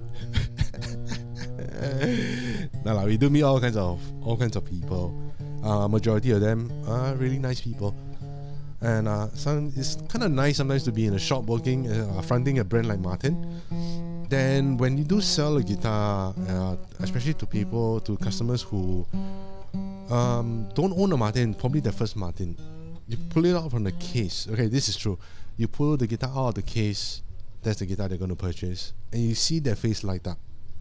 Man, that is something I live for. I really like that, especially when maybe this is their first Martin. They're super excited. You know, when you open up the case, they look at the guitar and look at the smile and the grin on their face, and then when you tune it up for them to strum the first chord, they're blown away. That is something I look forward to every day in my job. Yeah, I enjoy that a lot. So sometimes I'm pretty proud to be fronting like Martin, such a reputable brand when it comes to acoustics. Of course, I do own a lot of other brand of guitars. I do. I love collecting stuff, collecting guitars. Have a bit too many guitars for my own liking sometimes.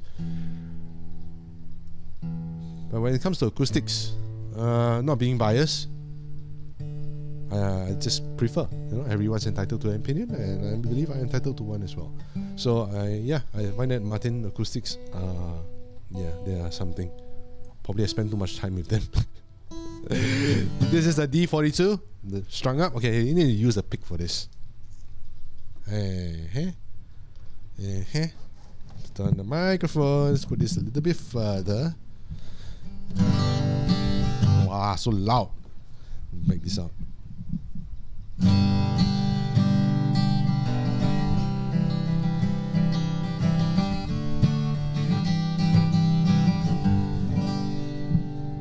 me see if I can get it.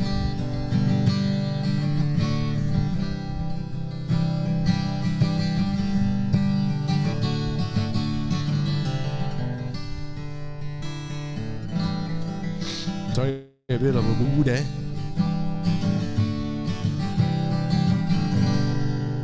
So resonant.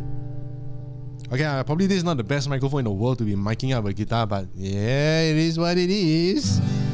I'm not here to do a sound demo. I'm here just to restring the guitar and talk to you guys, right? So very nice D42. Let me check on the neck relief. So every guitar that we do restring, we will check the neck relief after that. Let's make sure that we're in a good zone. This one has a little bit of relief. I think we can go a little bit more. We can straighten the neck a little bit more, right? So neck adjustments, many people seem to be really afraid to be doing something like this. Why? Okay, my general rule of two, everyone should at least know how to adjust their truss rod. For most guitarists, just think, if you find that if you're not comfortable with doing it, sure, bring it to a professional to do it. If you're doing it on your own, golden rule: don't force if it's not moving, right? Don't push it. Once you feel that it's a bit too tight, a bit too loose, or don't push it anymore. All right, don't force it. If you don't force it, you'll be fine. If you do force it, there's a chance that you might end up ruining the guitar. All right, not trying to scare you guys, but that's why guys like us are around in the store to help you guys with this type of stuff, right? So if you're not sure, bring it down to the store. We'll be happy to make a bit of adjustment for you if the store is not too busy.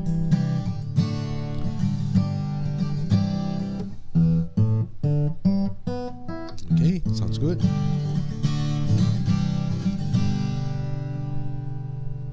Very beautiful Martin D42. Okay, not cheap. Where's my D42 tag? Oh, we don't have one. Yeah, not a cheap instrument. I think it's like 9720. I think so. Yeah, 9,000-ish. So there's a 15% discount. After discount, you're going to get it about 8,000 plus. So if you're in the market for a high-end Martin, definitely D42. Now is the time. You have now till the end of October. Stocks are very limited. If you want to get one, enjoy the sale at the sale price. Hurry up, come over to the store. We'll hook you up, right? All right, this is done. So the D42 is done. Let me put the tag back on. Make sure this is the right tag. D42 serial number to start with 258. 258, that means this is a very recent production. We are talking about like 2021, 2022, right? Okay, this is done. Let me put this aside. Just a bit of cleaning as well, because this is a still 42. I would like to give it a bit more care and concern, right? Because this is not one of those guitars that we put up on the wall, so we have to keep it spick and span. So for cloths, this is the cloth that I always use. Okay, this is done.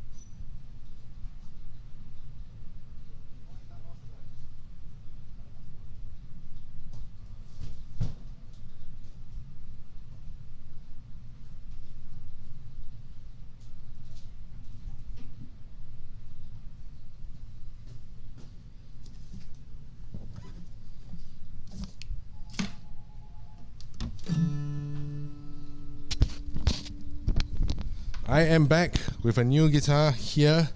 So this is, again, this is going to speed things up because I think the store is going to get a little bit busy. So I just want to be around because Timothy is not here until like 3 p.m.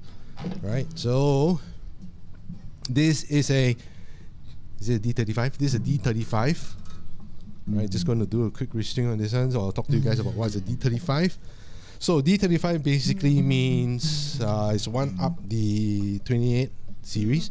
So what separates the D35 from the 28? The D35 has a 3-piece back.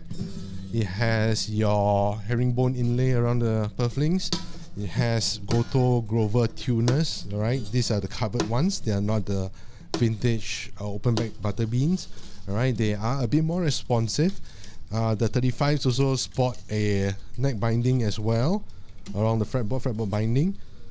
Very nice instrument. The bracings on the D35s are a little bit thinner. It's a bit of a different sound to the 28s, right? But it's still nonetheless a very nice guitar. For me, I find that the neck binding and the 3-piece back, that works for me. Yeah. The Grover tuners, these are the modern Grover tuners. They are good. They are very responsive. The tuning ratio is really high, easy to tune, right? But what I don't like about it is it's a little bit on the heavy side. So it tends to give you a bit of a neck dive, right? But not a big problem at all whatsoever. I think in terms of functionality wise, I think the modern Grover tuners, they are really good, right? Of course, you're not going to get that vintage feel out of it. But it works, it works really good. Okay, so we have the strings off. I'm just going to speed up on this one. Then later I'll show you guys the back of this guitar. This is a D35. Let's get the strings. Do a quick one.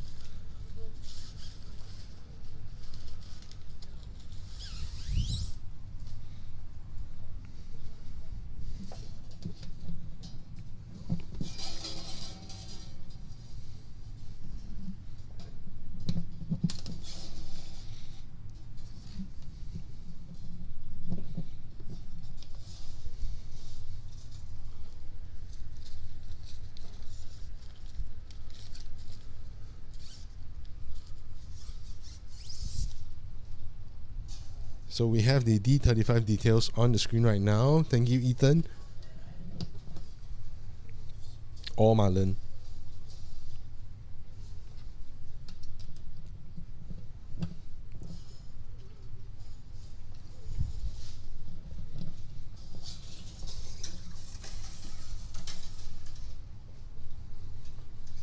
So we're going to speed this up on the restring. Huh? Microphone back. Oh, don't know. Can feel that the drill is a bit, the battery is a bit worn. It's starting to slow down. Doesn't matter. Should be able to do this. We only left the juniors, bro.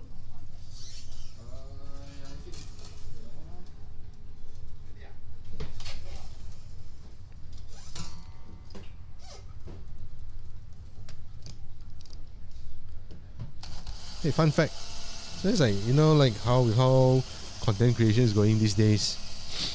Yeah, I've been always trying to create new content and stuff.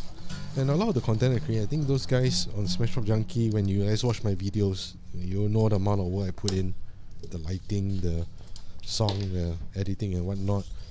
Yeah, sometimes like that process alone is like a whole 1 week process. And the amount of like views and stuff I get is like quite not on the high side. Then when I was like having COVID last week, I was under COVID. I made a short 18-second video that blew up in 2 days. Guys, come on, man. So the video that you don't use any effort are the videos that people want to watch.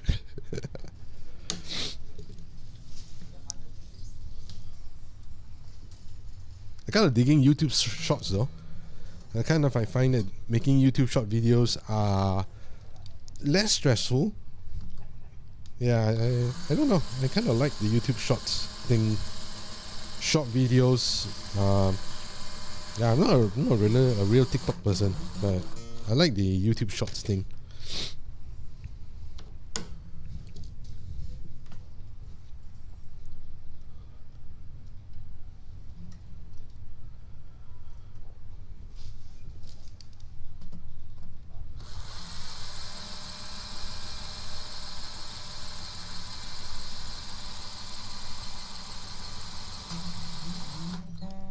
So drill is slowing down.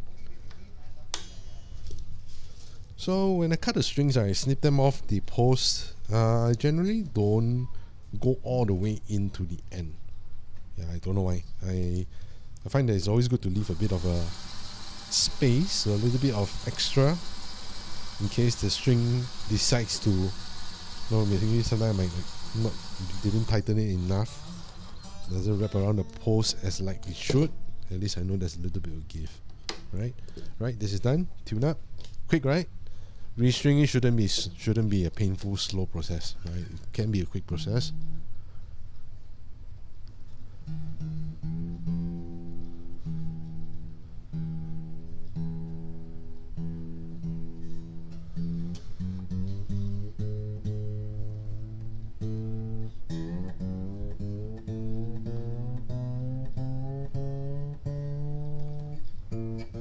Oh yeah, since we are already in October, then after that, here comes November.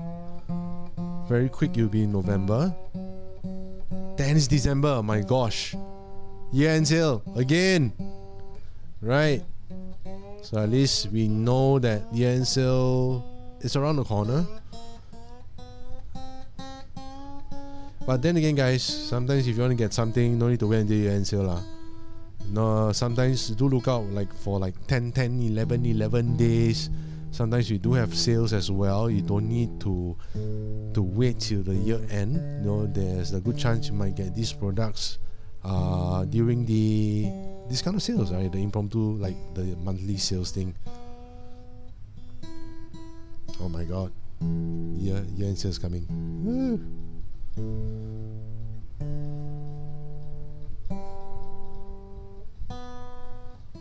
Okay, this is done. Wow, I like the sound of the D35. It's got this very different thing. But this is a HD 35 or D35. Oh, sorry, it's a HD 35. Hence the herringbone. Sorry guys, my bad. This is HD 35.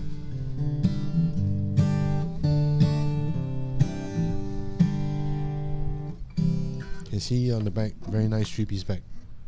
Right, this is very nice 3-piece back. And you got your neck binding as well. You got your Grover tuners. Just a very nice sounding guitar. Beautiful back, right? Okay, so we have done the HD35. This will also be at the Martin Experience tomorrow for you to try. Just gonna put this tag on and we're gonna move on to the next one.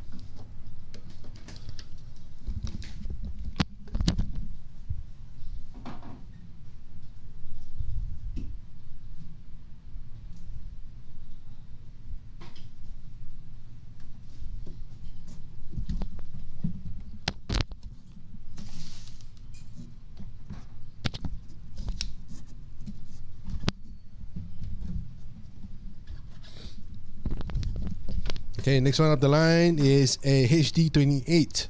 Okay, so just now you guys saw the HD35. Okay, now we have the HD28. So 28 basically is a ECN rosewood back and sides. You have your solid sticker spruce top. H stands for herringbone, so you got your herringbone purfling on this one. You have ebony fretboard and bridge on the HD28, very popular model. So what's the difference between a HD28 and a D28, right?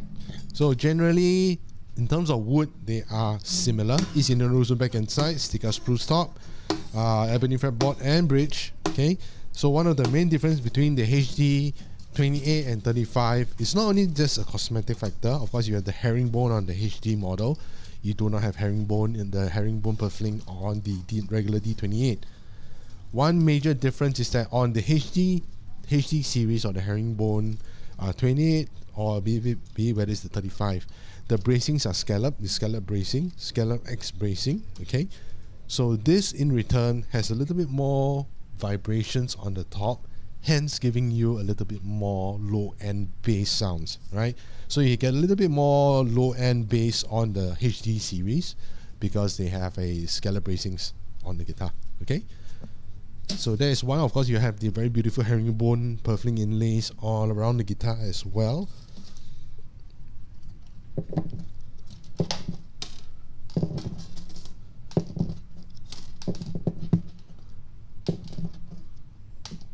let's be careful with this one. Sometimes when we do this kind of guitars, although we are doing it quick, we don't want to damage the guitar whatsoever, right?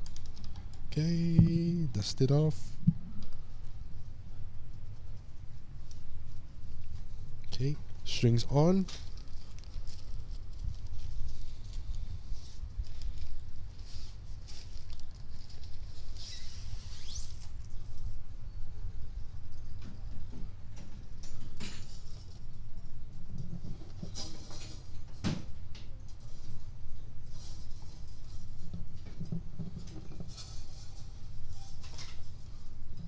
Yeah, usually like I think for most players, one of the things I'm not doing right now is stretching the strings.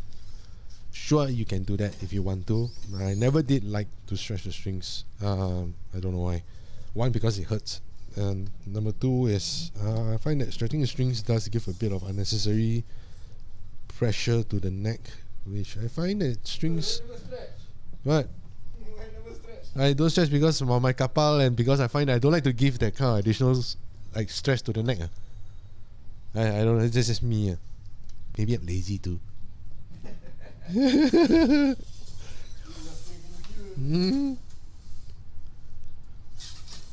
I find that for strings, after a while when you play, okay, unless you're performing or recording, yeah, I think you probably need to stretch your strings. Like that, no need lah. After a while, it just like stretch out on its own.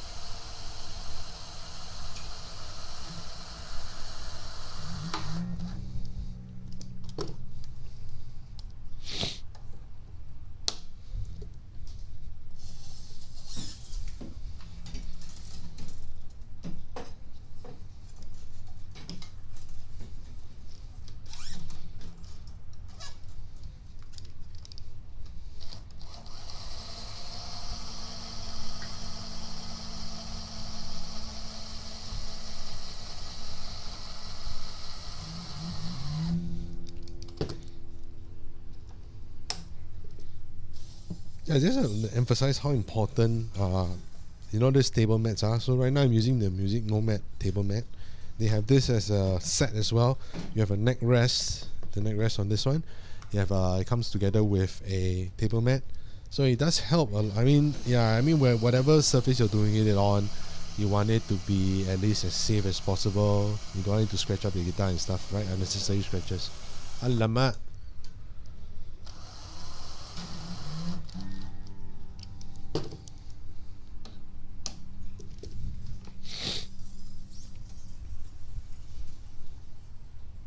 Yeah, so it's important to have your mat, a safe mat, right? Just under. If you don't have a mat, it's fine. Okay, you could use old T-shirts that you have lying around just to put it on the table, right on the hard surface. Oh, the drill is gonna die.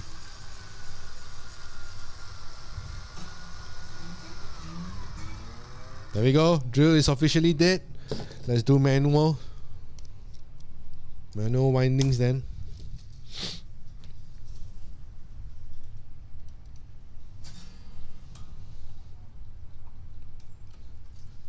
So with the manual pack winder, we have two versions of this. We have the Martin version, which is the one I'm using now. I also have the Music Nomad version. Basically, both of them are like the same build. Yeah, same build, different color. Different prices, so I think.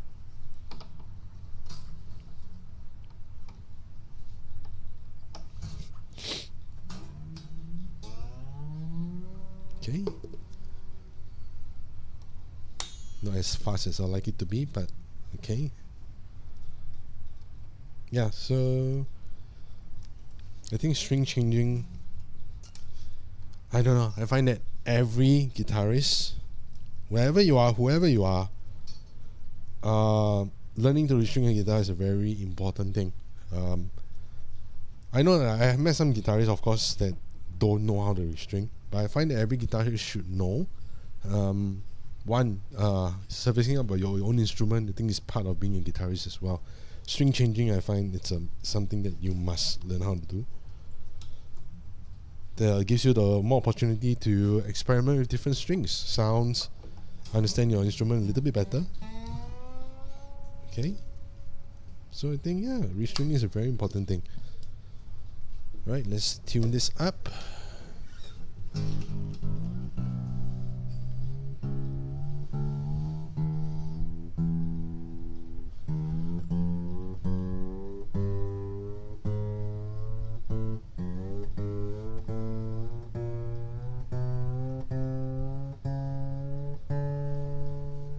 I think the shop is going to get busy soon. I'm seeing some a couple of customers just walking in.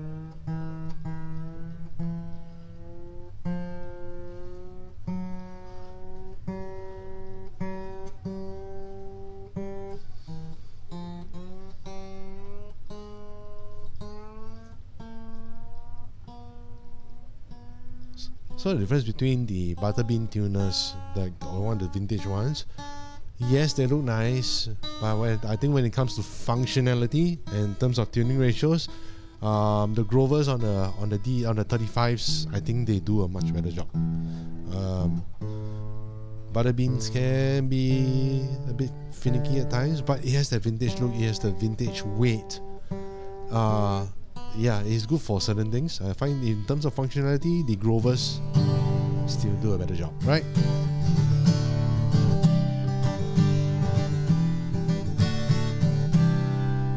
Right, this is done. So this is the HD28. HD28 is done, strung up, ready to go. Let's check a bit, just to give it a bit of a clean up. Then we're going to check the Alright, we need to adjust this. Too much relief. So usually I'll like tune up the guitar, then adjust, retune up, adjust the guitar. Alright, you don't just adjust one go. Right, make small little incremental turns on the neck.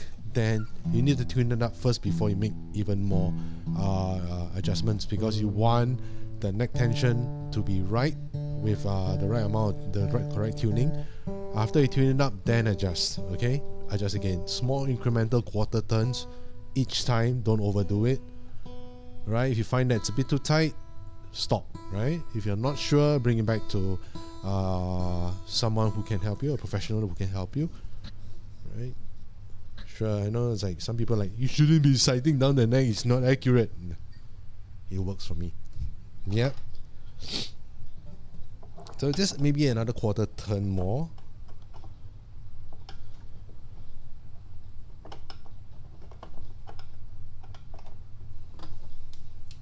Okay, just a little bit. I don't want to go too much. Anything more than that, the neck is just going to be too straight, and we're going to cause a little bit of buzz, right?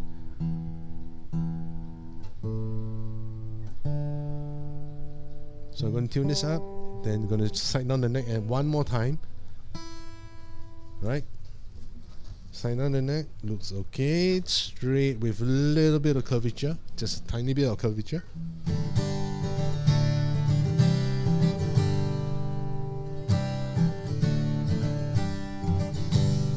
Right, so this is a HD28, okay? HD, H stands for herringbone purfling over here at the sides of the guitar. Very beautiful. Okay, you're gonna have a little bit more bass response on the HD series guitars. Alright, we have 2 down. I'm not sure if we have any more. I think we probably have 1 or 2 more. Let me go and check.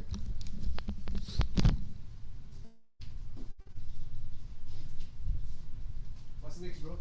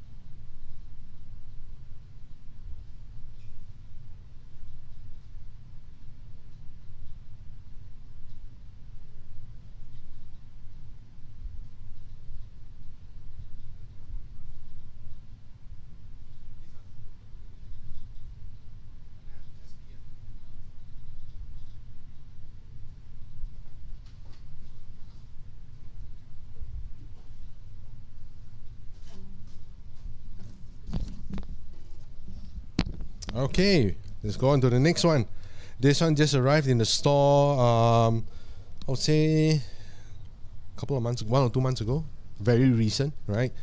This is the new 00018 Modern Deluxe, right? This is very nice, Modern Deluxe. Basically, the 18 stands for, that's right, mahogany. So you have mahogany back and sides on this one. VTS tops as on all Modern Deluxe models. Right, VTS top. You have ebony fretboard, ebony bridge, liquid metal pins. You got, if I'm not mistaken, you have Adirondack bracings on the Modern Deluxe models as well. On this one, it may not be a titanium truss rod, it could be steel, but then again, I may be wrong. I think we need to get some verification from Martin on this one. Yeah, mother of pearl, Martin headstock inlays. Gold frets, carbon fiber bridge plate on the bottom of the bridge.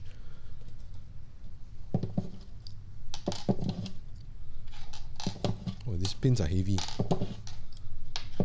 Yeah, these are the liquid metal pins.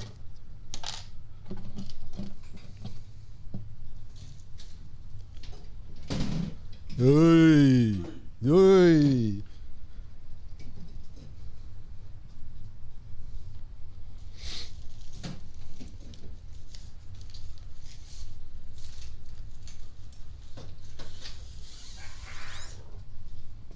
Okay, strings in.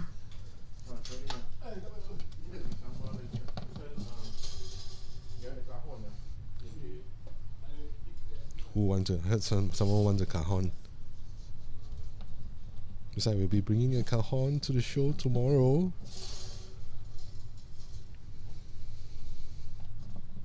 Yeah, so tomorrow, don't forget guys, if you're coming to the store, we will be closed from at 5 p.m. instead of the regular 7 p.m. Right? This is because we all need to be at the Martin Experience Show. Just for tomorrow, we will be closed at 5 p.m. Right? So if you want to come down to the store, just remember 5 p.m. we'll be out of the store.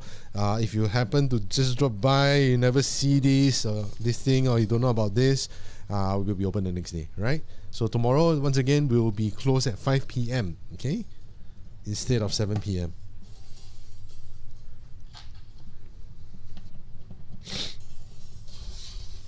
So since we're having this guitar string strung, let's talk about one thing: action, string action on guitars. What is ideal, as in string action, right? I find that there's no real one size fit all solution from this.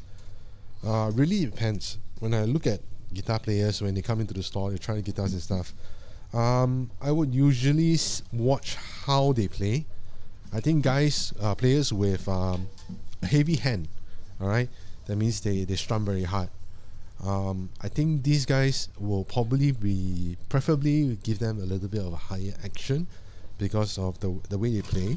I think the way they play is very important to determine. Some guys who are very heavy-handed, on the right hand heavy-handed, right, when your strumming hand is very heavy-handed, if you go too low of an action, you're going to experience a lot of the string snapping on the fretboard, right? So basically you might get a bit of fret buzz, a bit of buzzing sound. You're going to lose a lot of dynamics, right? So low action may not be for everyone. It really also depends on the way you play. Right, so okay guys, this is the 0018 Modern Deluxe. Okay, yeah, so like back to action. On average, when we do setups in the store, we would do it at we usually measure the action from the 12th fret. Alright, generally we will try to put it at about 2.5 mm on the 12th fret. Is this the lowest? No, it can go lower, but then again, it's really the boils down to preference. 2.5 mm on the 12 seems to us is a happy medium, applicable for most. Alright, applicable for most. It's a bit tough for us to be setting up guitars in accordance to like this. For example, a customer comes in, oh look, I want my action to be like 2.1.5 mm on the 12th fret, on the high E. I want it to be this and that. I mean, when it comes to those kind of things, I think it's best to bring it to a pro shop, right? So pro shops, you can basically request for those stuff and they'll probably do it for you. For us, we will probably bring it to a happy medium. Usually 2.5 is a happy medium. It works for most scenarios and for most players. Of course, you can if a customer wants a lower setup, a lower action, you can actually bring it in again. We can further lower it. Yeah, so we wouldn't lower it to the point where it's not advisable, because sometimes when you go too low, you're going to lose a lot of dynamics. Although you gain a lot of playability, but you're going to lose a lot of dynamics.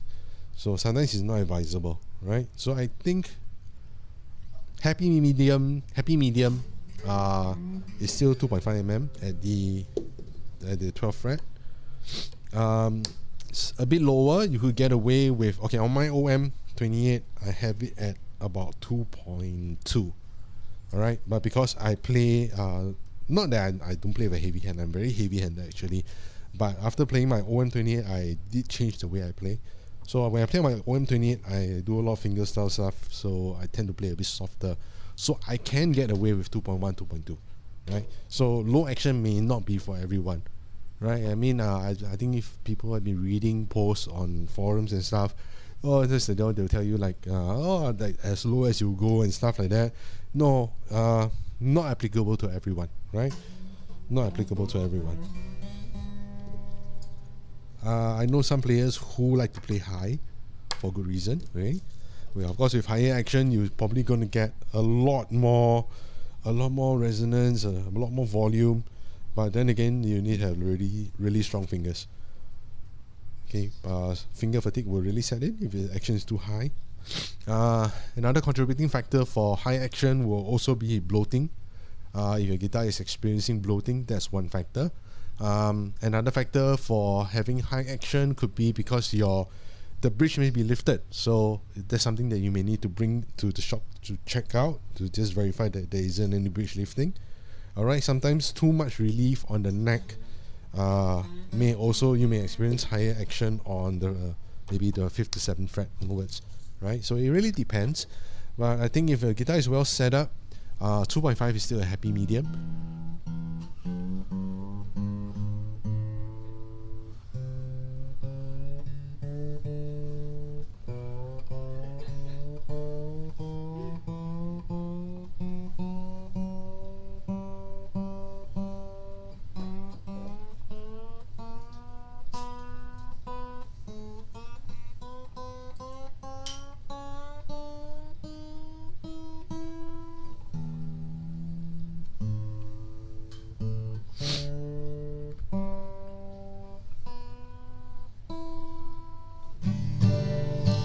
I tell you, I have a thing for the mahogany back and sides, the 18 series.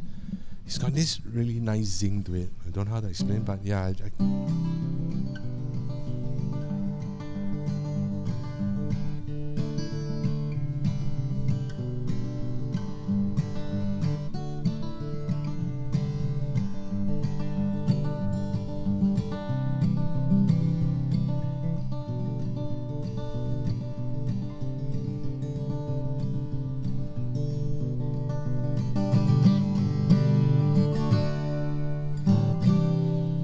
So this is the 0018. I got this thing for the 18s, man. I don't know, man. Yeah, so I think this one needs a bit of a neck adjustment. The action is, yeah, this one definitely there's a bit too much relief. So gonna tighten up the neck by going this way. All right. So this will straighten up the neck. So what I'm gonna do is, I'm gonna do a nice, once I get the Allen key to fit. Okay, when it comes to the Allen key, when it doesn't fit, don't force it. You don't want to round the Allen key, the hole, right? Find the spot and then get it in, right? So don't force it by anything. Whatever you do on the guitar, don't force, right? So I'm just looking for the Allen key. Oh, sorry, this is a Modern Deluxe. I forgot. So this one has, where is my Allen key? So like I mentioned earlier, yeah, there it is. Modern Deluxes have a smaller Allen key size. So the regular Martins are using a 5mm truss rod adjustment tool. For Modern Deluxes and the SC13, you're using the 4mm. So it's slightly thinner. Alright, so that's why I couldn't find it. Yeah, so right now it's a 4mm, which is actually harder to find the slot. I don't know.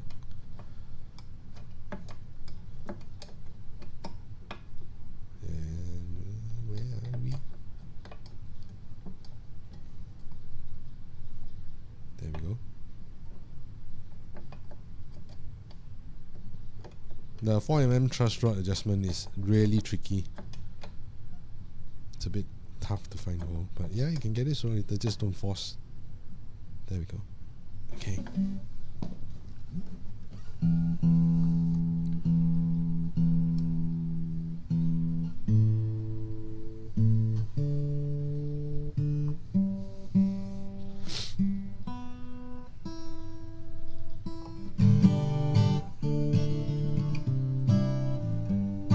Alright, done. Looks good. Neck is about right. Just the right amount of relief. Almost straight. Just a little bit of relief. Okay. Okay, this is done. So next one.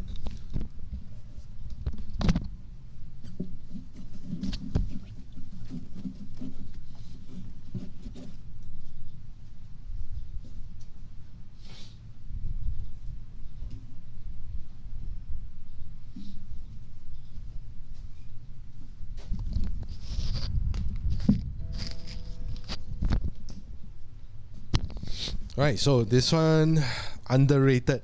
Alright, this guitar is such an awesome piece. All good sounding guitars don't need to be expensive. That's one thing for sure. Right? This one is the Martin Dreadnought Jr., one of my favorite guitars in the store, one of the best selling guitars in the store, without a doubt. Right? This one, hands down, one of the best budget sounding guitars out there for under $1,000. Right? To be exact, this is 760 without electronics. Alright, before discount. Right? Very nice. Sika spruce top. Sapele back and sides, full solid, not laminates, not veneer. Okay, satin finish. You got your rich light fingerboard, rich light bridge as well. Very normal guitar sound, but sound-wise, it's just amazing, right? This is a very nice guitar to have at home, to just put beside your couch. One of those guitars that you don't need to baby it. You know, like on the more expensive guitars, I know a lot of players, they'll tend to baby their guitars a lot. But for this guitar, I find that it's just one of those guitars that you don't baby that much. Just leave it at the side of the room, beside your couch. You know, it's just small, watch TV, play guitar. This is what I do with my Junior, right? So this is a Dreadnought Junior. They have a couple of different versions. They have the Dreadnought Junior. This is the sticker spruce top version. They have the Sapele top version. All right, with and without electronics. They have different models. Then for the other Junior models, you have the Triple O Junior. Okay, Triple O Junior. There will be a Triple O body shape in a Junior size. The cutaway version, you have a Triple O cutaway, Junior cutaway. And it has electronics on board, so we have that in the store as well. We have the new Shawn Mendes model. That's right. The new Shawn Mendes model is also going to be releasing soon. We are actually taking pre-orders right now. So if you want to pre-order a Shawn Mendes Triple O Junior, those will be coming into the store in the future very soon. Hopefully very soon. We also have we used to have the Street Master versions as well of the Dreadnought Junior. So yeah, those were nice. I really like those. So the default strings on the Dreadnought Juniors are actually the Martin retro strings. Those are the default strings out of the box. Okay, so we're going to like put on like regular strings on this. We're not going to put on the retro strings, or maybe we should. Maybe I should. Let's do this. Let's put on the default strings.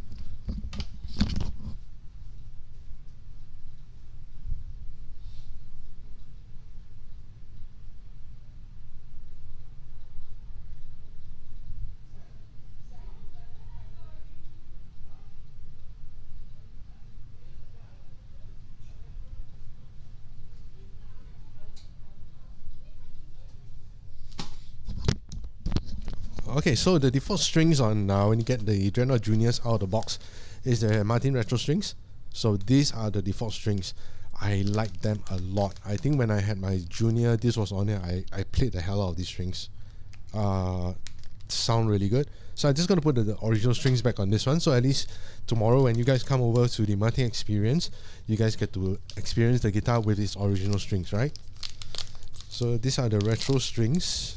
Let me just put this on. Yeah, so like every time when you put on strings, just remember, I have them always in the proper fashion. Every time it's like facing upwards, right? These are 12 gauge strings. So you can see there's the heavy strings. They are not this bronze kind. It's all silver, right? Nickel. Let's put this on.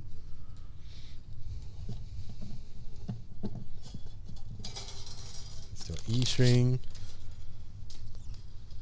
We get an A string, D string,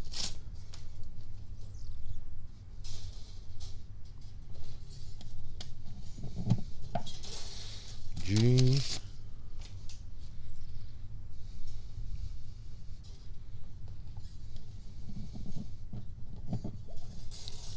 D,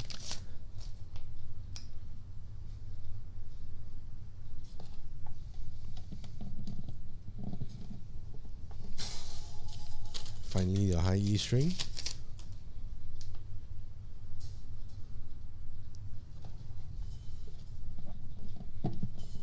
right, let's get them on.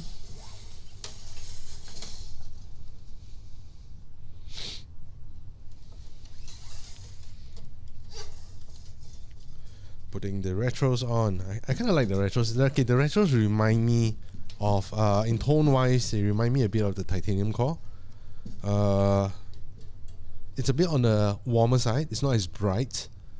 It's got a very nice sound to it. It's very different. Yeah, the retro strings, they sound very different, but they sound a lot like the titanium core.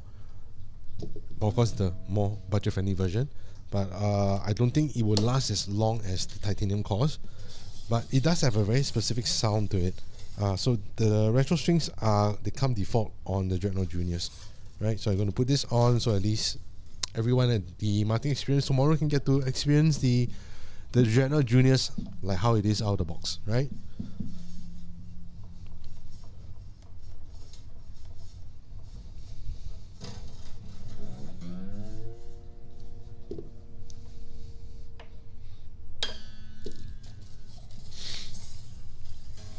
You guys got any? Is there anyone was not even like following who's watching now?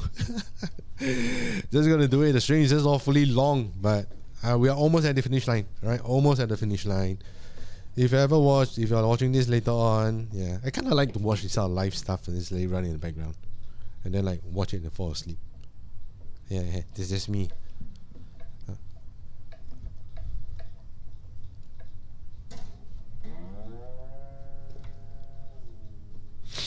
Yeah, sometimes like when the strings are not like strings stuck together, I'll just like give them a little push, right? Just make sure that they are run together and they are coiled from the top down, right?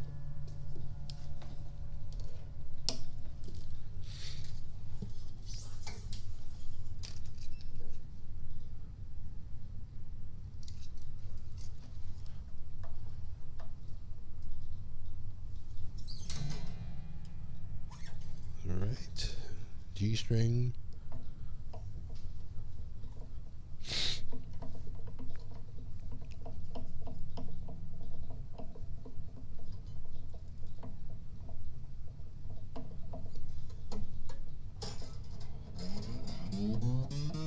Right, tune up, snip.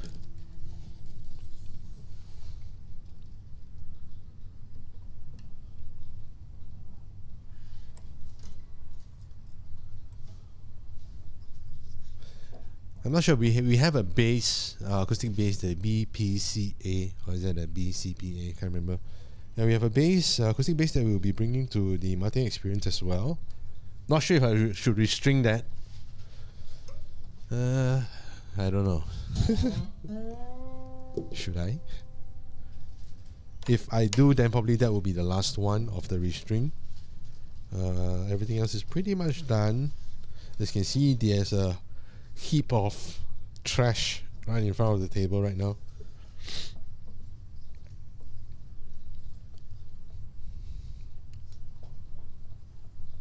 Yeah, I think we have exciting times for Martin fans around the corner. There'll be, of course, there's a Shawn Mendes signature triple O Junior that was be because it's going to be I think it's going to be released. We probably getting it very soon. There's also the 12 fretters that might be coming in the beginning of the year. The new modern deluxes will be coming in as well. We are talking about the higher end 42 and 45s. I'm not sure about the 45s, but I'm pretty sure the 42s will be coming in. The new 28 modern deluxe 12 fretters might be coming in as well. So we have a couple of few new models that will be coming in.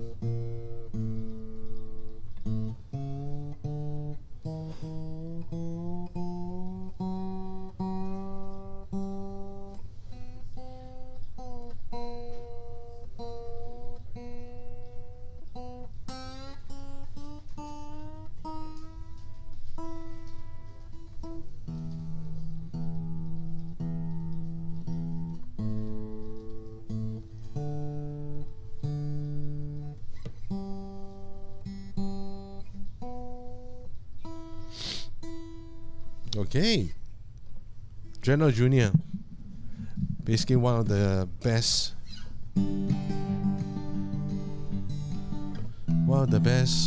smaller body 3/4 size guitars out there in the market. Offers full solid body, full wood solid, right? Full solid wood, sorry, what I'm talking about. Full solid wood, solid sticker spruce top, Sapele back and sides, right? Sounds really good. And this currently now I'm putting on the Martin retro strings.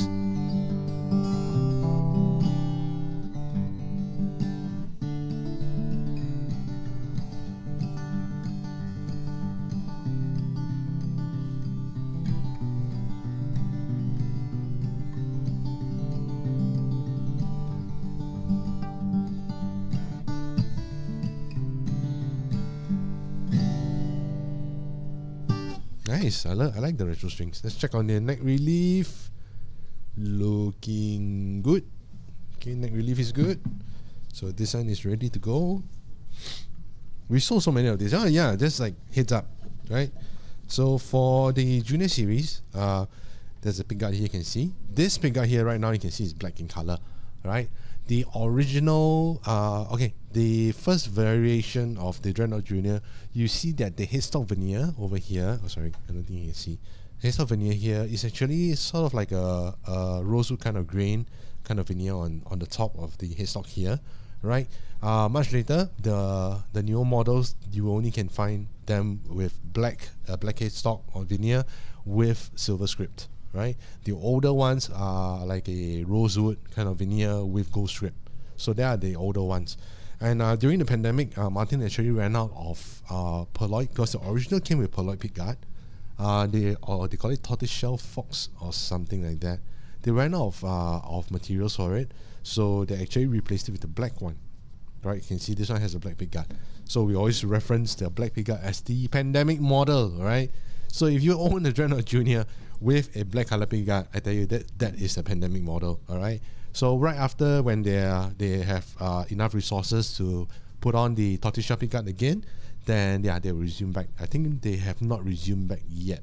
So the current day models, you'll probably find a black color pickguard, right? Bear that in mind. On some other models as well, if you're supposed to find a tortoiseshell pickguard on it and you see black, yeah, pretty much that is a pandemic model, right? Okay, so this is done. Okay, let's go on to the next one. We'll be right back.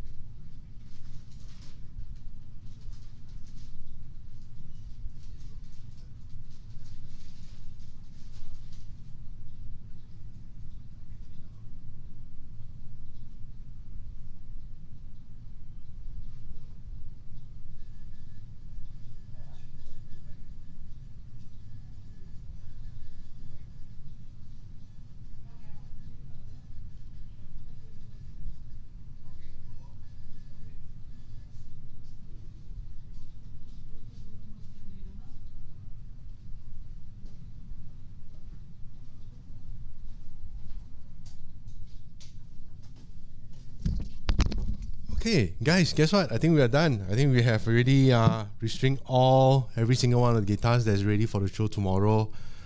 Whew! How long did we take? Let's see. We started the stream, and that was like 11, 12, about 2 hours-ish, right? It's just a 2-hour stream. So, okay, so once again, just a recap of what's going to happen tomorrow. Tomorrow, we're having the Martin Experience event over at Escape.